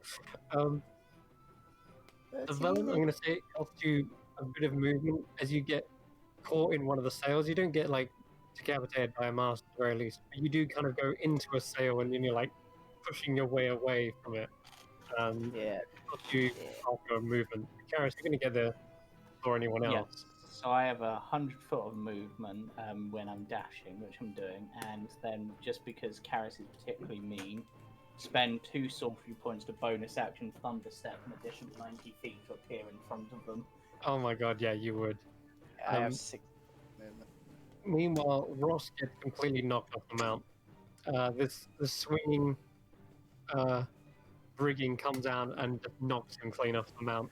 He falls upon the deck, and the Griffin's just sort of like turns around looking for him, and then like screeches to a halt at the edge of the ship. God damn it, Ross. Yeah. Meanwhile, Karis, you appear an explosion of wind. You kick up the dust in front of them. Like, oh, oh. You look around, they've still got their arms manacled.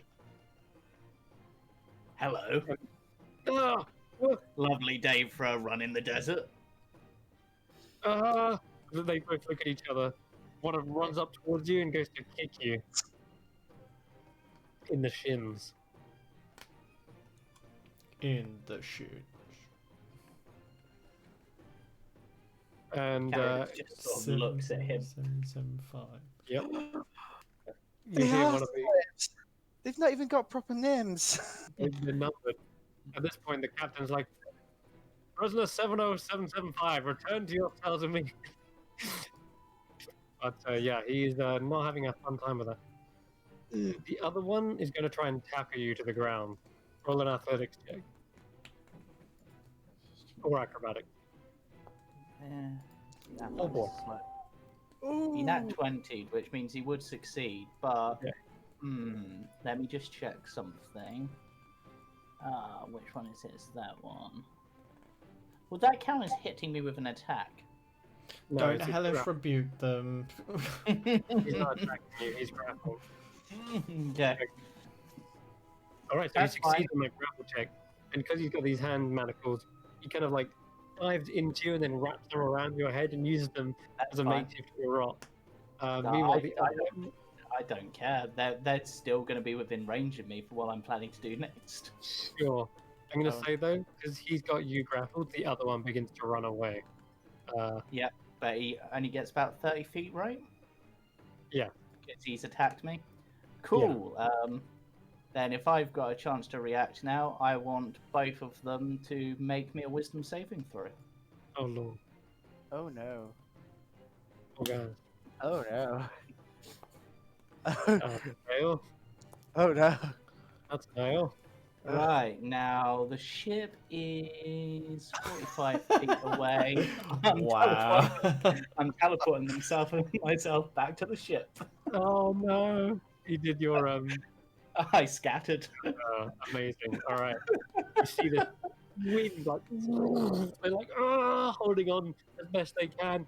They think they've got you, but they don't realize that they're going with you. And Yeah.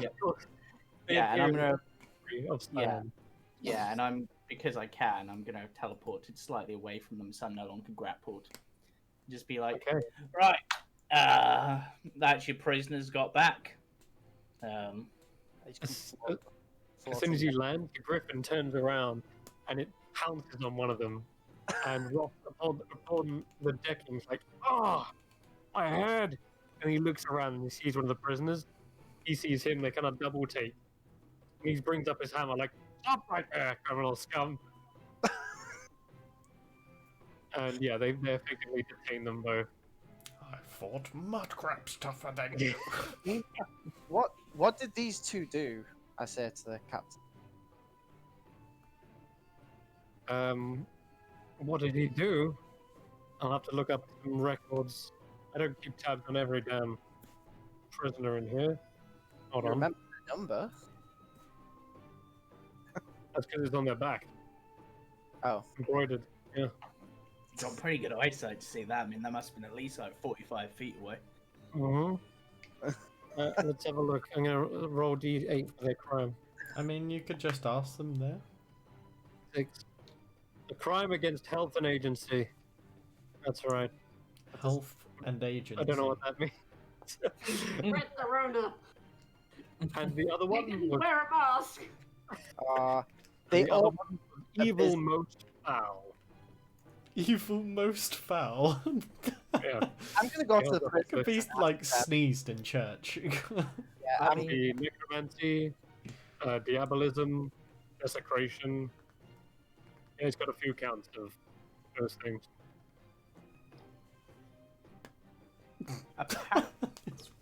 you make it sound very trivial what they did, really. The way you put that across.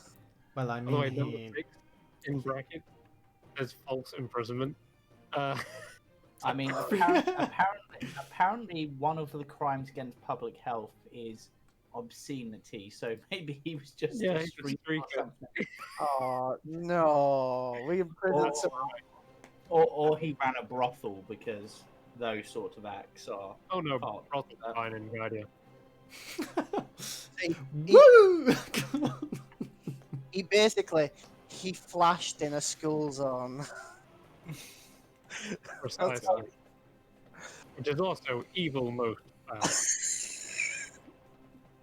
God damn it! Now get back in the hole and make sure those manacles are double checked. And yeah, they are. Ross is saying this as if he owns the ship. And Carius just sort of leans over, just sort of heads over to the captain. So, between us, we've helped save your ship and bring back two of your prisoners. I realise you didn't ask on the prisoner front, but I'm sure you're happy about that. So, any chance for a reward? Or a A donation. job well done. The captain says we have some spices, but those belong to the merchants. We have How what else? about a lift to Ghaidiya? That we can do. And That works. That does work. Yeah. and you owe me a favor. Very well. It'll be a favor, probably for information of some kind, but as a trader, you probably. Yeah, All right, you- sure. You owe me a secret that you've never told anyone else. I'll talk. No, Buy no, me a that's drink if we're in with the- me. Yeah, that's fine. I'll You're pull my a shield back on my back and wander off. All right, cool. Good going, Irina. You're You- a true you- shield maiden. Yeah, you really took the helm on that one. You look I like you suppose in had the really good future we'll fun. I suppose in the future they'll compose songs about you. Irina, take the wheel.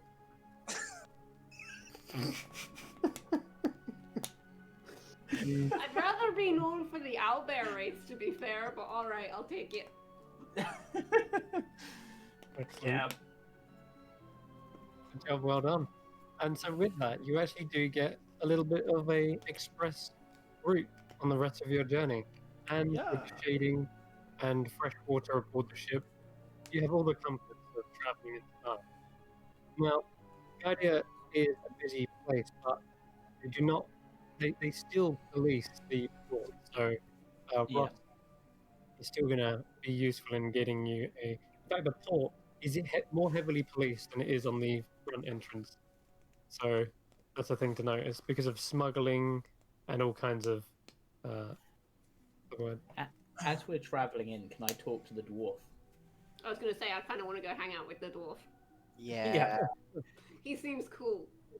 Reminds Yeah. me of another dwarf we knew. I can speak dwarfish. You're right. Are you travelers? Are you merchants? Although you're probably more than both. The powers like Well, that. well, she's a librarian, Oh, and Fancy. and technically my dad's a merchant. My last job was as a bodyguard. At the moment, I suppose, if anything, I'm a merchant of information. Or at least that's what I'm hoping to buy. Not necessarily from you, my friend. It's not often I get a chance to speak with salt of the earth like yourself. I'm more used to salt of the sea. he gives a good chuckle, and you can see this guy is sweating profusely. His beard is probably not the best thing to have in hot weather, but he's heavily suntanned on his top, kind of bold. Big patch, I'm tiny- going to use shape water to remove the excess sweat from him. Just sort of throw it outside. Whoa. Beat me to it again. That feels Twice. grand. Oh. So, what brings you to Ghaidiya? And what is your name? That's also a good point. I'm Carius Damsir. This is Irina. I'm Can't remember cracking. her last name off the top of my head. I'm Irina Strange. Irina Strange. She's quite strange to be fair. How Says, I got the name. I'm Crackhead Broad Brewer. Crackhead. Not Crackhead. Oh, not crack. Crackhead. Mr. Downstairs. I mean, so you're a brewer? You're a brewer then? I'm a brewer of certain things. Trouble brewer. Are you Finger a... guns. So, I'm guessing... Oh, my miner. Oh, sorry, I thought you were a bit older than that. I'll just leave you alone. Sorry. I was literally reaching over to unmute. You guys are full of it, aren't you? It's the heat. I think it's got to them. We've been walking for about a day. Full of Where- merriment, that is. Where What? else do you hail from? Yeah. Well, nowhere around here. But we went to a map. I'm from Veldrador. Oh, okay. Wow. Bringing back a few treasures of my own. You've travelled a long way. Yeah. You're on the wrong side of the world here. Some would say that. But the most glittering of jewels are said to be hidden within the sands of this oasis-like land. That's what they say. They say the very stars themselves became jewels here. Oh, you've heard of the rumor, Mm-hmm. the tales, Who hasn't? stories. Now, I mean, Yeah. traveling Indeed. with a librarian, of course we've heard stories. yeah. Indeed, they say that the Earth Genasi themselves, that this place was like a veil between the elemental plane of Earth and mineral. Ooh. I've heard of that. Mm. And That's pretty it was all placed in on the back of a giant crab, a shiny crab. Oh, shiny crab. Okay. Aye. But then it found its resting place here. Didn't want all the Earth Genasi stealing its gems, so it travelled to the material plane and laid down its treasures, hidden them beneath the sands. Hmm. You know, like crabs do. They kind of like sift themselves down.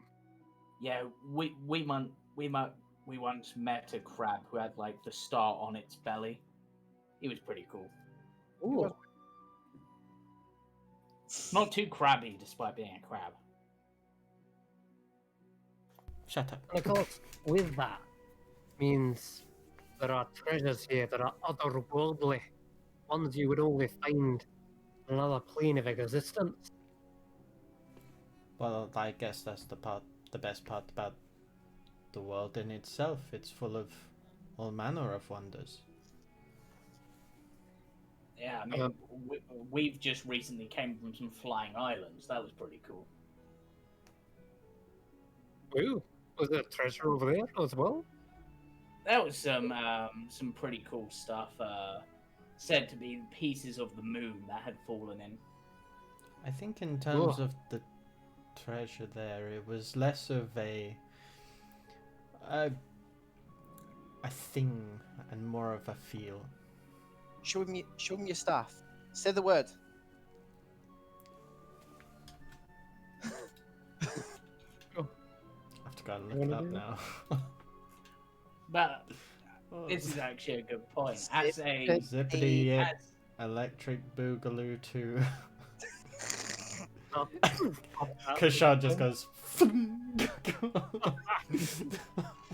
You want to do flying forwarding.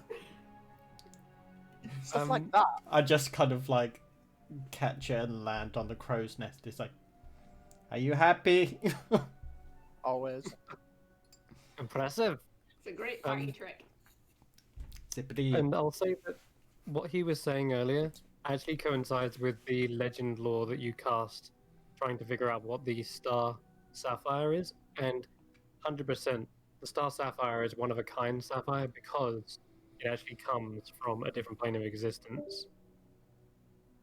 And, well, Earth Genasi might know a thing or two about that. But No, as you're not really. heading into Ghaidiya, you actually see there are a number of different Genasi, and see that you can see other boats, other vessels as you're approaching, and yeah, you get a much better, cleaner view of Ghaidiya itself. It is an incredibly heavily fortified city. The wall surrounding it is fully guarded. There doesn't seem to be any breaches or weaknesses in the walls. Huge, welcome back. You see there are huge ballistas, loaded cannons. They've got this place on lockdown, and there are a number of different Griffons as well flying overhead. And kind of looks over to you guys and says, "Right, whilst you guys are unloading the ship and the cargo, we're going to fly in, procure you guys some visas." And he looks around and starts counting heads. We need 1, 4, 3, 5 of you, I believe. Because Irina, you already have one, yeah? Yeah. Right. And one more. I've counted that for Yuriun, yeah? No. I open up the bag. He's on about his egg. God. That actually could Egg come boat. under. Yes, that actually could come under another law. Oh, you're transferring animals. Yeah. Yeah. That's effectively contraband. It's not actually an animal in It's there. it's a statue it's in an there. artifact. Yeah. It's a Best little statue. keep- Fair enough, but best to keep it hidden. Of It's course. like a Fabergé egg, basically. Actually, no, you're better off showing it. That way it doesn't feel like a bit. It doesn't feel like you're trying to keep a secret. It'd probably be better to claim it. You know what I mean? Announce you're coming in with these goods. Of course. Speaking of contraband, you aren't carrying any illegal substances or exotic animals. Like, I look I to mean, the you let Velen. the out there go. what's classed as illegal? If you don't know what's classified as illegal, then you probably don't have any. And I don't need to worry. Does an acid sack from an ant cake count? No, but you might even find a buyer for that in here. Yeah. Nice. What about my good friend Taklo? Taklo? Oh, you're familiar. Yeah. He's fine. Yeah. That's not an exotic animal, that's a familiar. What about this dank tea that I have? I think, okay, we're not going to go through every single thing you have. I'm just... What about making sure. Kashan? He's fairly exotic. Khajiit are... Khajiit? actually Try are- again. We have all kinds of cat races. Like, That was racist. I'm pretty sure we're good. I think the only one Yeah. we might have to be concerned about is potentially Llewellyn. But Yeah. What Mhm. about Yeah, poison? good luck trying to explain that book of yours. right, perfect. What about like? You should have no troubles. In fact, last question before I go. None of you are wanted criminals either, are you? no. No. Not when I last checked. Everyone can roll me a deception check. Mhm. Hence, we class as a wanted criminal from Oh. my hometown. Yes. Sean doesn't say anything. Does that count? From here? Well, that's no. a really bad roll. Do I for me. still have to roll? Yeah. 'Cause I'll I be, mean, if you're saying no, then yes. That Okay. sounded weird. because I've been exiled for Te- using magic from where I'm from. Technically, I don't know if she's a wanted criminal inside Ghaidiya, so I'm technically also telling the truth in a way. I know I think she's a it's wanted been criminal in mentioned the a few Dry Waste. times. I think everyone at this point knows Andy is. Oh yeah. I'm talking. So, I'm talking about myself, not Andy. oh boy. Okay. I am the weak link. Kashan? Kashan isn't saying anything, so Yeah, I did Right. say that Most- if Kushan doesn't say anything, does he have to? Was that you rolling for Andy? Yeah. Okay. Plus 14. So Wait, isn't... Is Oh, Andy just fine roll. from reliable talent? Just roll. No. Ah. I Oh don't my think so. She's a God. bard, not a rogue. I want Oh, to join. yeah, she only just started taking levels of rogue, didn't she? Yeah. Yeah. I'm getting I Oh wanna old. my join. lord! You should have. I was gonna say it's completely stalemate up to now because I rolled an 18. And Again, you rolled 18. I mean, Again, you I'm kind of like Oh. he's kind of just nodding, and then Llewellyn, when you kind of come to say no, you're like long drawn out, and it seems like he looks at you up Okay, and down. Llewellyn might have a Llewellyn- criminal yeah. past, but he's not a criminal here. exactly, yeah. I'm not a criminal here. He has a warrant in another state. Another country. Imagine a place that Another kills. plane of existence. That Ima- too. Imagine a place that kills people for using magic, and so I had to run. This sounds like it's gonna be tricky. Yeah. He's essentially an exile, but An part of exile. Fouundry. Did you hear that, Egbert? She did a pun. I'm Sorry, continue. unintentional. I'm one of those things where you try and get safety in a different place. I can't remember the word. Refugee? I'm yeah, like that, pretty much. He looks at you and says, "It might be a little bit more costly to try and get you in. Why is that?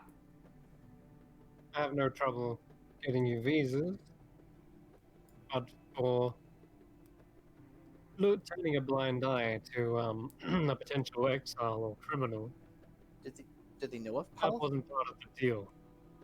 I mean, technically, if he's under my supervision, would that help? Gold would help. I can be a scholar. I mean, I am a scholar. What am I on about? I'm a scholar of the arcane arts. With an arrest warrant. Shh. Usually when my mind is weighted down by gold, it can't really remember all the facts about everyone coming in. Or we could just not tell your friends and your boss about your lovely race and your gambling and how you ran away from ghosts. And how you fell off your griffin trying to capture prisoners. And how you abused the Griffin as well. Never abused a griffin. Isn't that Technically, right? the griffin abused him, but Yeah, Yeah, just no, think but that they don't need to know that. No, if it wasn't for us, Nope. there'd be 2 less prisoners. you're bribing me, not blackmailing me. You're getting this all wrong.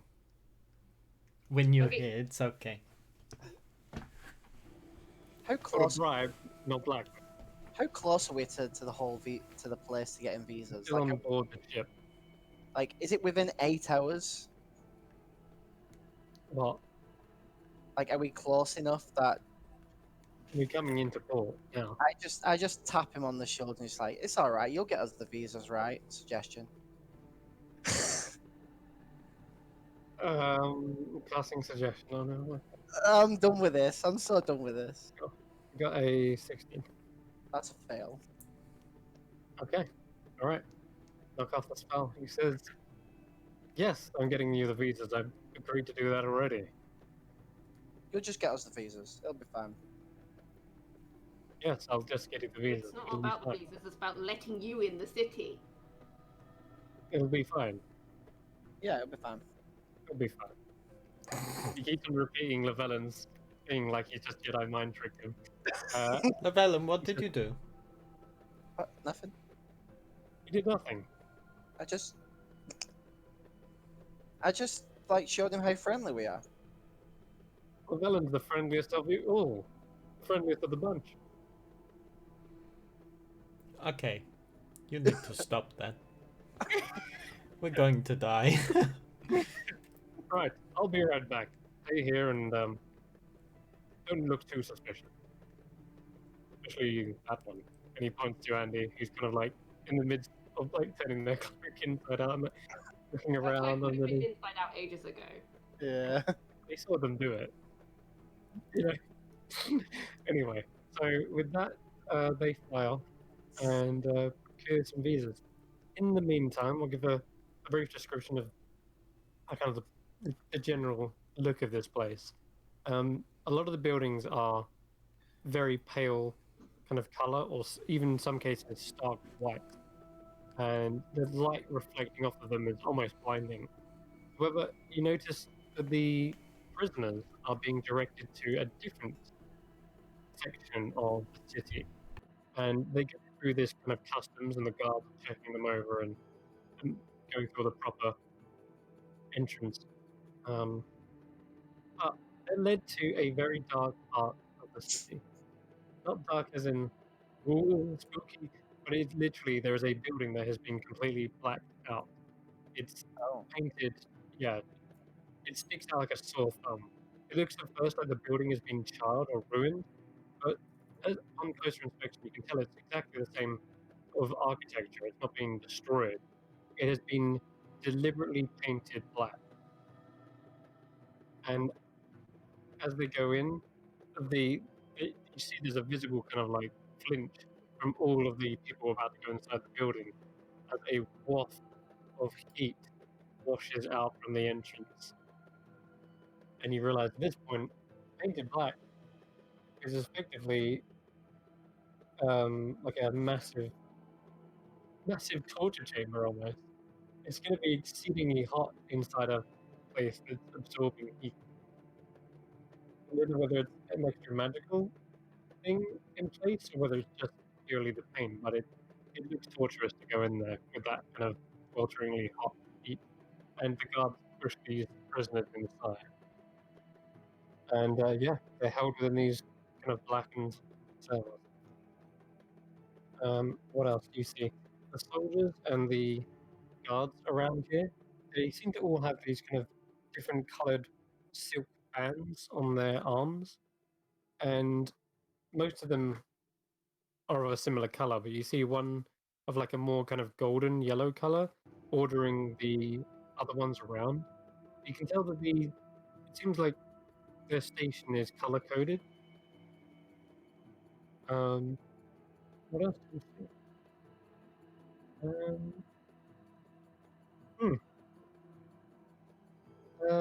On the edge of the port, there's like sandbanks, and you see that there are actually a number of children kind of playing on the beach, and there seems to be some sort of competition going on, and who can make the highest sandcastle. And yeah, yes, there's a sandcastle competition going on down there, and it's mostly for kids. You can tell, and there's a little stand where people are like talking and describing their architecture. But yeah, that's going on. What else can we see? I don't see any airships. But that's something you would have definitely been picking out. Most boats here are not all just sails. The sails are kind of set up in a very odd sense that they're not just harnessing the wind, they're also harnessing the water. And atop the decking, you can see there are a number of genasi, some water. There's even like a small section of water elves on another ship. And all of them seem to be manipulating the wind and the waters to sort of guide their boats into port.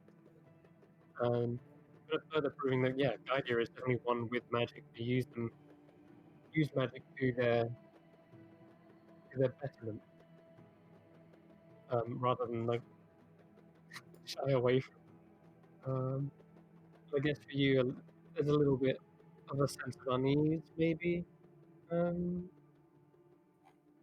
Harris, or how do you feel about this? Seeing other people kind of operate ships with magic nonchalantly.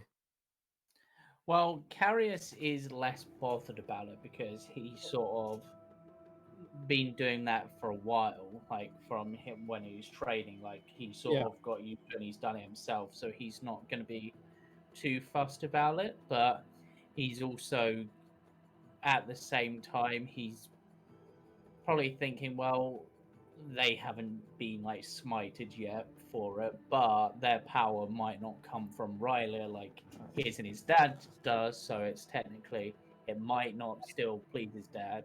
So he's just like he's a bit like, yeah, well, they haven't died yet. That's positive. Okay. Cool. Yep. All right.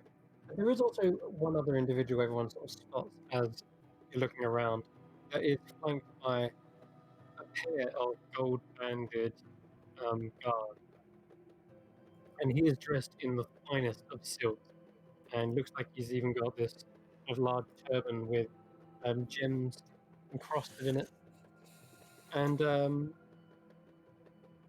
of got this dark skin, very thin and neat beard, and he looks quite young as well.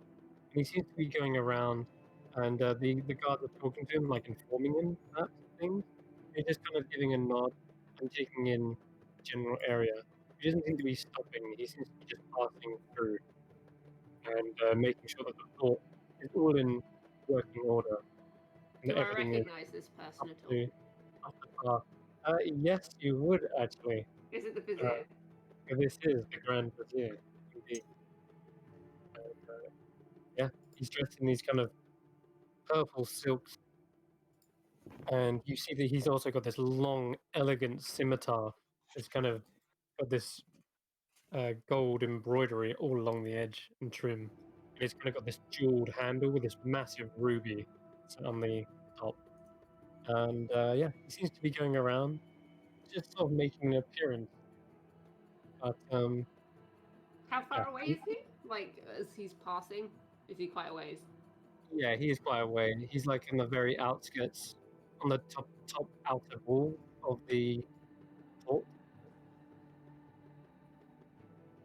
So yeah, he's clearly showing face, but also perhaps getting the latest information I'm on. gonna sort of try and stand somewhere on the boat that's like in sight, just in case he does like spot me, just so I can be like, "Hey, I'm in the city."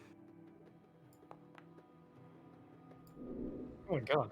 Wow. Apparently he spots you all the way atop there, and the guards are like nattering to him and talking with stern faces. They've got these clipboards in front of them. They're trying to reel off all of the important information, and he kind of just holds up his hand, and they pause, and he looks out across the decks of the ships. And as you're trying to make yourself very visible, he does spot you. And I'll say with a natural 20, he does even recognize you as the Grand Librarian. Are you wearing normal clothing? No, I changed into my mage's robes. Right, exactly. So he would have not spotted you at first. And he kind of looks and squints, tilts his head, and a thin smile does spread across his face. She As he starts does to like wave frantically, and then she goes, "Oh." You give a long bow, and he gives a pleasant nod. And with a kind of knowing look, he kind of nods his head as if he'll likely be seeing you. If you're here, Yeah, that's why I was you know, trying to put myself in view. I'm like, I'm here, so if people tell you I'm here, I'm here. in fact, what he does is he turns to the guards and he says something. And if you could read lips, you would understand. But it sounds like he's saying something. He kind of raises his eyebrows, and the guard's like a little bit confused, like looks down at his clipboard, looks back up, and then he turns to him and just says something like, "Do it." You can just about make out that, and you see the guard cross something out on the clipboard. Clear my That's what he- schedule. Yeah. Man. Exactly. There you go. You picked up on it. Ah, All and right. I thought he didn't like me. All right. So, or at least maybe he's made an opening, not cleared it entirely. He's made an opening perhaps, and you see them walk across the wall and out of sight eventually. All right. Okay. So as How you close? finally come out off the ship, the captain thanks you again and says, "If you need me, I shall be in the port tavern here, the Ghaidiya's finest port tavern. They are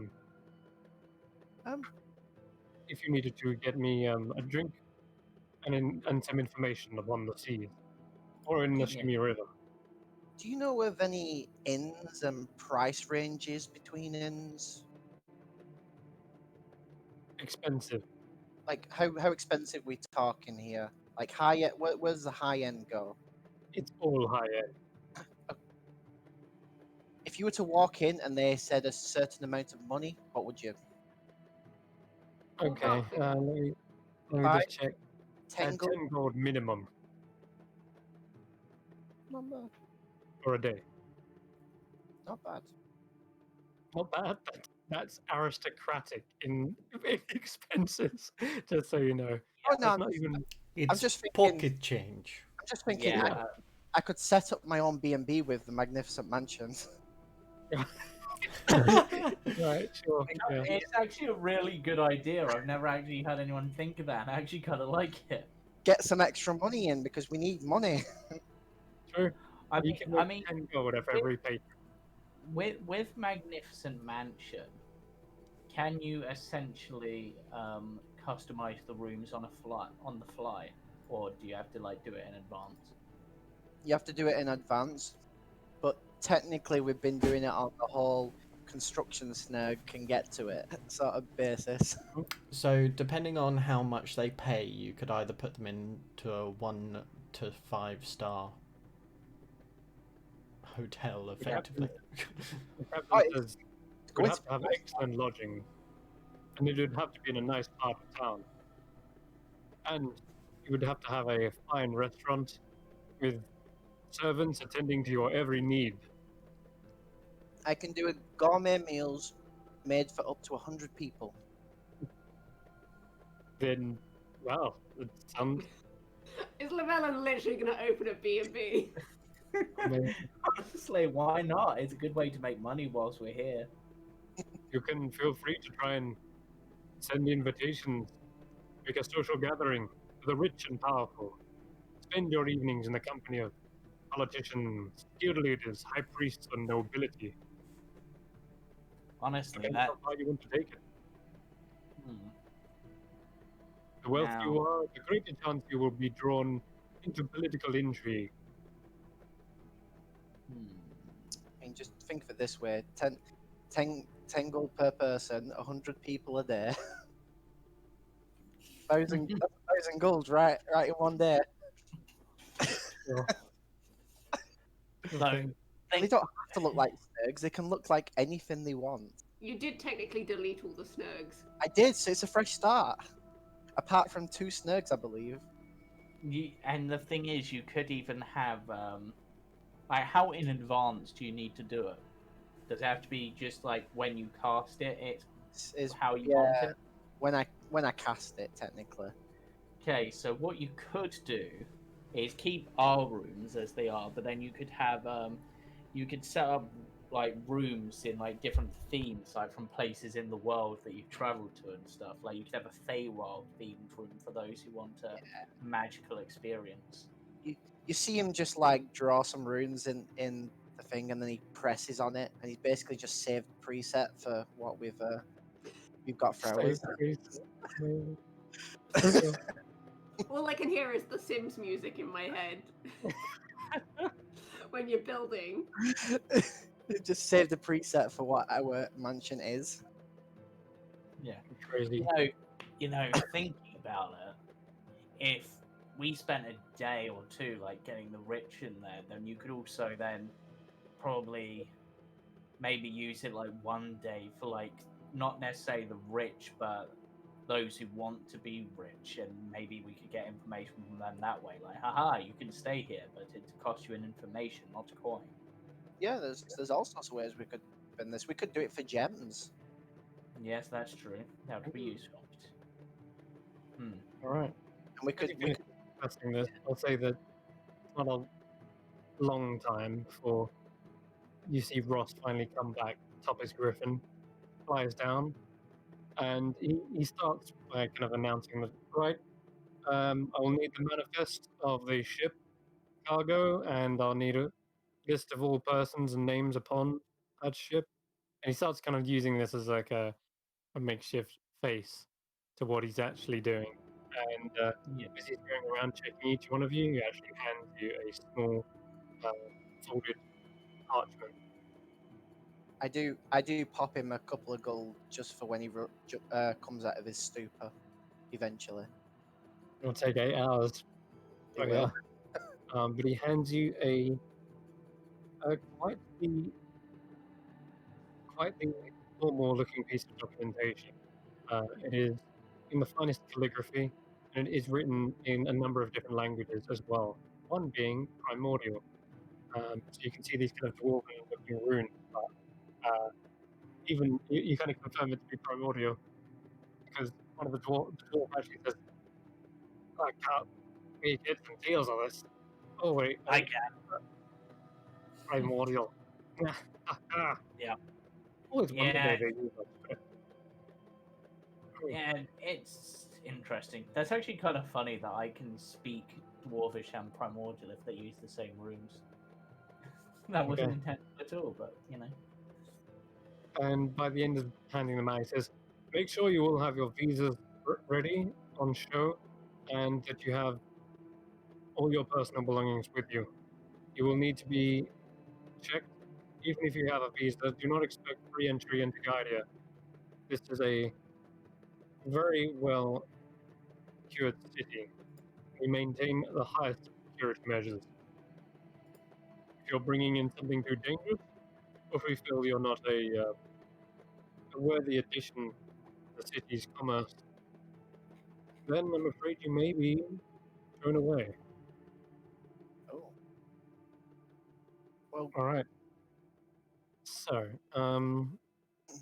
line up here, and he kind of gestures towards this large trapezoid building where you can see many kind of arrow slits at the top. Unlike the other ones, which are full of this greenery atop it, like there's almost like makeshift farmland atop them.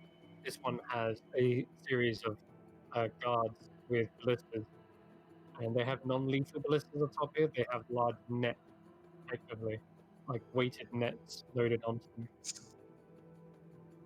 I'm going to Okay. quickly turn to Lavelle and just be like, "You're my apprentice." I turn to Andy. "You're my assistant." Kashan All trips over and grabs his foot. And I've got a ballista on my foot. Okay. this isn't what. And Ross says, "Yes, good you'll have a convincing story. These visas will give you an advantage getting in, but by no means is 100." Okay. Yeah, so, you'd effectively be just like an apprentice librarian. Yeah. You're here to help me, like, much like my assistant, but you do more of the like magical aid that's necessary. Sort of thing. And then I guess if we're gonna go with that, me and Kashan can be your bodyguards. True. I mean, technically, you represent the Damses, so you're merchants looking for maybe potentially opening business. I don't know about you, but I'm here to look up information about my artifact. Sure. And open a B&B. I like these little stories you got. All right, you approach and you see that there is a large table carved in the shape of duck. Yeah. Oh, no. No. Oh, It's duck? I don't know what you're talking about. No, it's carved in like the shape of like a wave that's kind of like swooshing up, and you can see the table legs are like small mermaids that are like hoisting the table, hoisting the wave. And there are two blue bands, we call them, like guards, which are seemingly in part like equal parts sailors, equal parts guards, and they have a very clear defined uniform. As you approach, one of them adjusts a set of spectacles, and he kind of gives a wave to the first person to step up. I mean, Karis will step up. He's been here before. Okay. And he kind of clears his throat. Papers. Karis shows the paperwork. And you see that one of the guards is a human. The other is a fire genasi, and his hair kind of becomes a steel flame. Like normally the flame atop people's heads are kind of wavy and loose and free.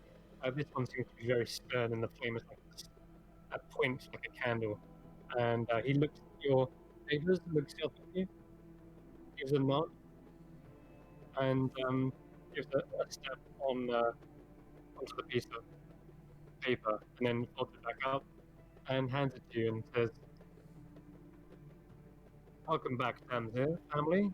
You're always welcome here within Ghaidiya." Excellent. And I'm. This is the Fire Genasi who said this, right? It is, yeah. I'm going to respond to him in Ignam because I speak Primordial and just be like, I'll try "Thank that. you. It is always nice to be remembered and appreciated." Any important trade deals going on that might catch my interest? He brings up some papers. He says, at the moment, there seems to be fierce competition between the vying guilds. Here, some have spread rumors that a dungeon race may be upon us soon. Oh, a dungeon race, you say? Yes, everyone's getting ready. There's been a lull in the findings of certain ruins in the desert, but as soon as one explorer comes back spouting news of a uncovered tomb, you can bet your gem that the second that news is announced, all the guilds will be vying for the first person to get there, the first expedition to be launched. No. Oh. Or, at the moment, they're all buying time, training and honing their skills in the arena. There, of course, are fame, glory, and riches to be had there, but good luck if you wish to try and take on some of the real gladiators. Carius considers this and just like, I might give that a go, see if maybe flex my stuff a bit, but for now, I'm just going to head on through unless there's anything else you need to know.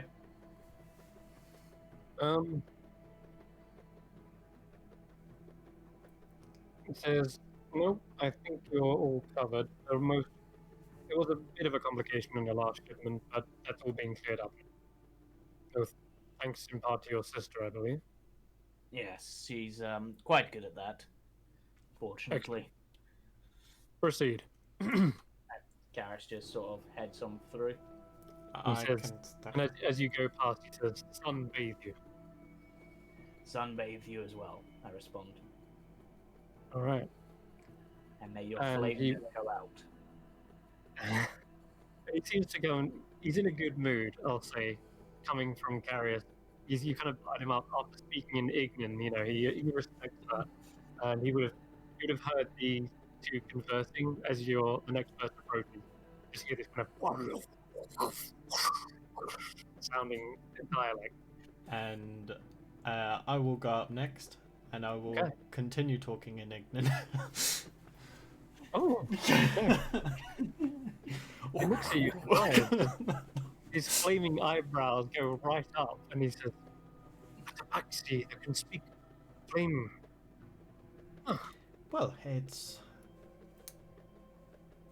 my ambition to learn many things about many different cultures. I am intrigued by the new, and I thought if I am coming to a place of flame, then I might as well learn the language so I can properly introduce myself.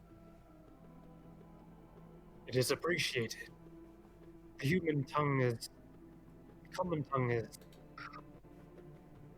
so restricted. Yeah, you say boring, he says restrictive, and they kind of both agree on the same kind of wording. He says, now, what brings you to Ghaidiya? Well, I am but a humble adventurer. I've been traveling around, just Seeking out different places. I actually came here because I've heard there are few places where I'm able to get some information. You see, I actually have an artifact with me that I was hoping to get some ins and outs on, I see. as well as, of course, see your beautiful city here. Hmm. It was some sort of antiquarian? A what? Someone who Basically. like collects antiques. Yeah. uh, per se, it's more of a hobby. A monk by nature. Oh, I see. And it just so happens that my hobby and my lifestyle have both led me on the same path. I just kind of like give a small little bow. Okay. You give me a persuasion check with advantage. Yeah. Yeah, you basically stuck to the truth there. Persuasion. Oh, my persuasion's still bad. Can I Better going use... with I have coin if the city has wares. That's so unfortunate. My God. That's so shit. Three. Hold on, I'm gonna see if I... Static strike! Okay. So he says, he kind of nods and he's taking this all pleasantly. And I think at this point he says, well, as you're entering the city, we must declare any wares and items of important. If you're bringing in artifacts, then I will need to check it out. Of course. And I will take out Egbert and I'll place him down. As soon as he sees the egg, is probably where it's more representative of that too. He says, "Ah, I'm afraid that is no antique. You do know the rules and regulations about bringing in exotic animal."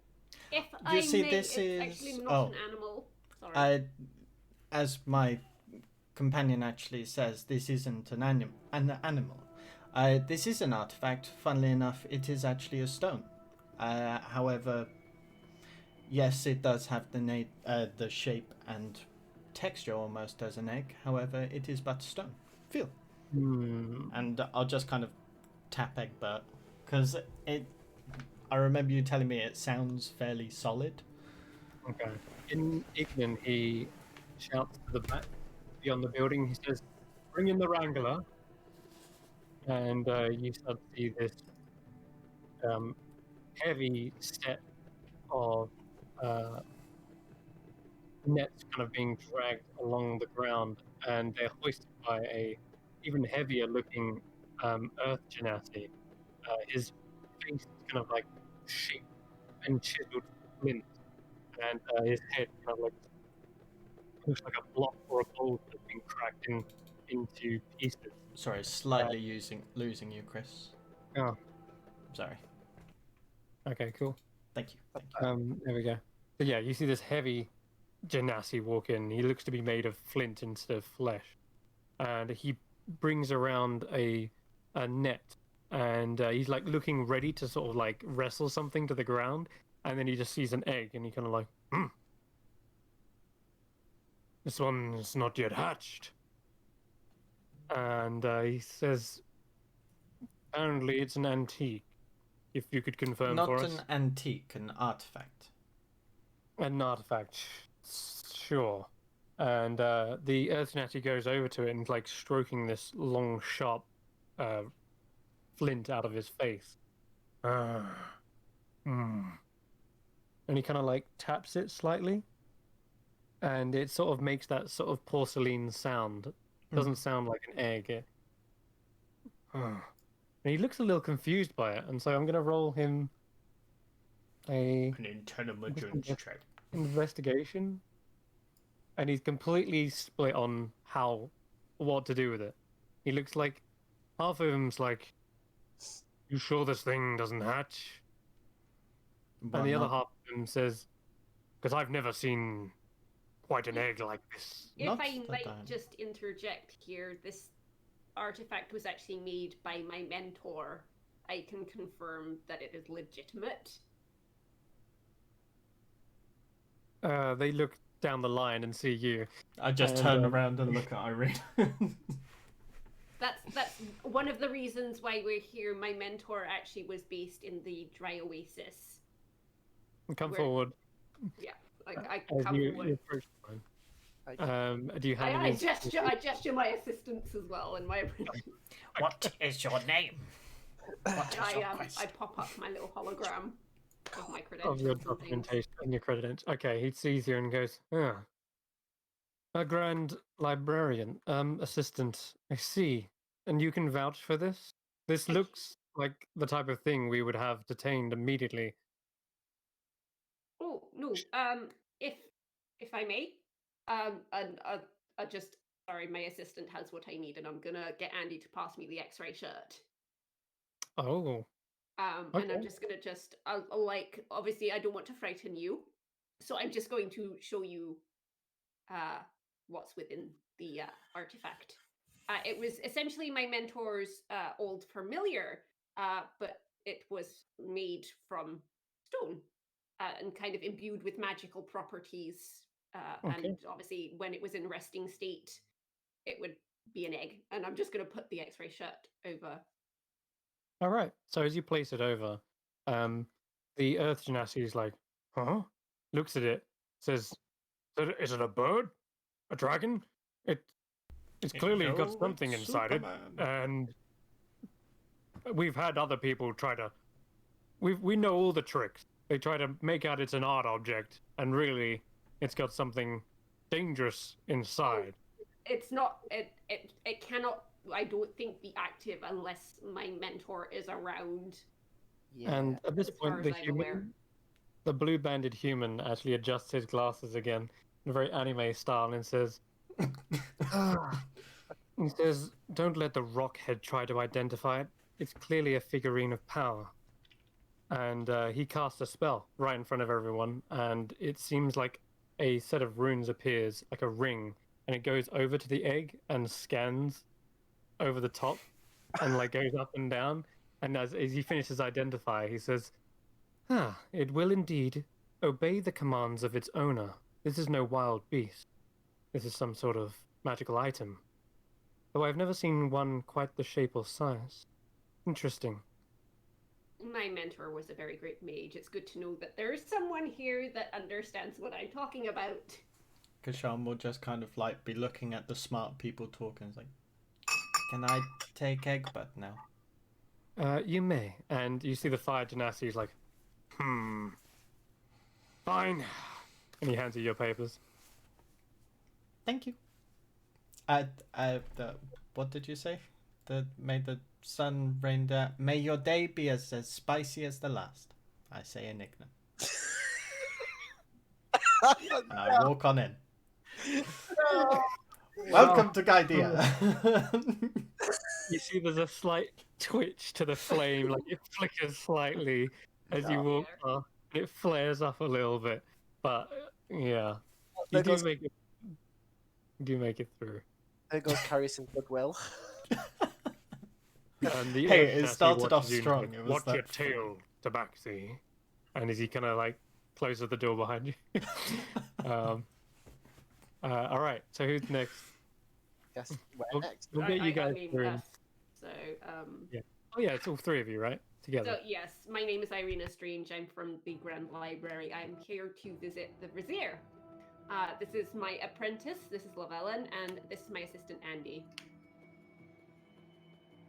Assistants. They will still require a visa. Of course, Yes. Okay. And they can present their visas. It's not a problem. we also Hmm. double up as a traveling B&B. I see. My apprentice is very ambitious. And always, What is- He has a lot to learn. always money to make. Always What is your places. business? What is your business with the vizier? That is on a need to know, I'm afraid. Correct answer. Yeah. Okay. You can roll a persuasion check. Mediation? No, that's It's not actually, it's actually not his station to ask. And if you'd have kind of said something to try and persuade him, he would have actually been more suspect. The fact that you just said it's need to know, then he says good. unfortunately, as a blue band, we're not authorized to know past that little test. If a gold band had asked you, though, then you would have had to answer. This is not my first visit. Well, it's good to have, you see the human sort of justice specialist. It's good to have more intellectual individuals enter into Ghaidiya. Recently, we've had nothing but fishmongers and You like, as I said, my mentor, in fact, regularly visited with the Sultan. So excellent. If you don't mind, we will need to inspect your belongings and any potential dangers you're bringing into the city, especially for new assistants. of course. All right, Velen, I they come believe, over to you and they ask you to lay out everything on the table. I believe that you'll be quite interested in what I bring as I lay out my stuff. My book is eerily still. Okay, and one of the Genasi says, "What is this?" This is my monster hunting book. It is where I collect my trophies and put them inside this book. I do, however, have other monster parts that aren't as special, so I just sell them. And I put like the ant, lion stuff to one side as well. He goes I with his hand forward, and then he looks down at his belt, and then he pulls over his scimitar's sheath, and he goes to like open the book, and then he even thinks about doing that, and just says, "Open it for me." He I didn't even want to touch it with his scimitar. I open it to the page with the dragon heart. Levelen is a documenter of mythical animals. You'll have to excuse the grotesqueness of his documents. I Ugh, travel. how is that thing still fresh? Your dragon hearts die within, they wither away within about 4 days. You can see why he's now my apprentice. He has a skill, he just uses it in a very odd manner. Okay, I would like to roll persuasion with advantage, Levelen, Yeah. Oh, this is gonna go as bad. part of having the Visa and Irina. Oh, wait. Persuasion Don't let is me down, Levelen. not too bad. It's a 12. Okay, It's 12 about it's not a expect. fail. Yeah. But they don't seem at The all one impressed time by when we need persuasion checks. The one time. You see, when you work with the arcane arts and you double it up with monster hunting, it's quite the job. I am trying to bring him into society, I promise. Even the more intellectual one looks a little bit disgusted by it and says, "Ugh, I'm not sure about bringing such an unsavory item into the city. This thing is grisly." Yes, I assure you it will not be brought out in public. Yeah, it's not something I usually bring out in public, but obviously, if I kept it hidden going in, it would look a bit suspicious. It's best that you saw it before we went in, Yeah. rather than it being... And he notices all the kind of other bits and pouches on you, and he asks what each of these substances are that you are carrying, because you are carrying a lot of different things. So they go. Are you letting them go through your belongings, Velen? Because they're about to find. You would know they're about to find your poison. Well, I've not really got much of a choice, have I? Hmm. Okay. In that case, they say, "Fine, you can keep the book. Just don't bring it out in public." And then one of the guards says, "Found this."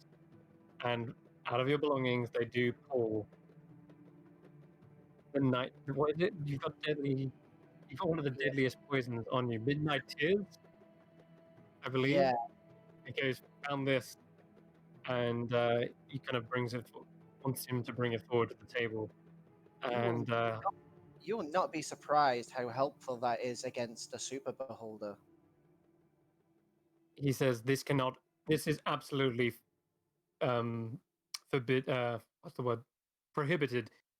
You cannot bring poisons into the city. That's totally understandable. We're literally just working on an antidote for it. But if you'd like to hold on to it until we leave, we are happy with that. But please do not destroy it. It is of utmost importance. Roll me a persuasion check, Irina. I was aiding in that technically. Okay. No, it doesn't matter. Very well. We shall retain this for now. Keep it in holding, and you can have it when you come to leave. Yes. Thank you very much. Be very careful. Do not get that on your skin. We are well versed with poisons. Okay. Many assassination attempts have been had on the. Again, this is why we're trying to develop an antidote for it. So just don't lose that sample because it's hard to find. It really is. You know, if someone was to use that on someone important, it'd be good to have a way of getting rid of that quick. He kind of like nods and begins to take it into a special. He puts it into a lockbox, and then that lockbox is put into a safe, and even that safe is wheeled away into another secure building. And so, any poison, any harmful substances on you that could do damage like that are confiscated. That's for fine, whatever. as long as like they agree that we can collect them on our way back out. I'm quite, Yeah. you know, Yeah. They give you a ticket as well. cool, lovely. There you go. And it's like a cloakroom ticket, right? Yeah, cool. Okay. So they stamp your visa, Llewellyn, and Irene, and you're allowed in. Well, I'm gonna wait because obviously I've got to wait for Andy. Exactly, we're just coming to that. The last one will be Andy. Should we save that for the session? And maybe they can roleplay it out? Cool. All right then. So we will end tonight's session, hopefully with everyone making it in, but we'll pick up next session with Andy being the last person to make it through the customs. So we'll leave it there for next week. Thank you very much for watching, and we'll catch you on Sunday as well for Baba Yaga's Dancing Hut as they on the final leg of the Underdark campaign, the Fate Dark rather, and on Monday with Curse of Strahd, the Castle Ravenloft. Curse Breakers are still trying to find that damn piece of lore about Strahd. And then finally, in the evening on Monday, we also have Tomb of Annihilation, the Last Resort Company. They nearly lost their Shield Guardian. So, all right, catch you then. Bye. Bye-bye. Bye. May the sun be with you.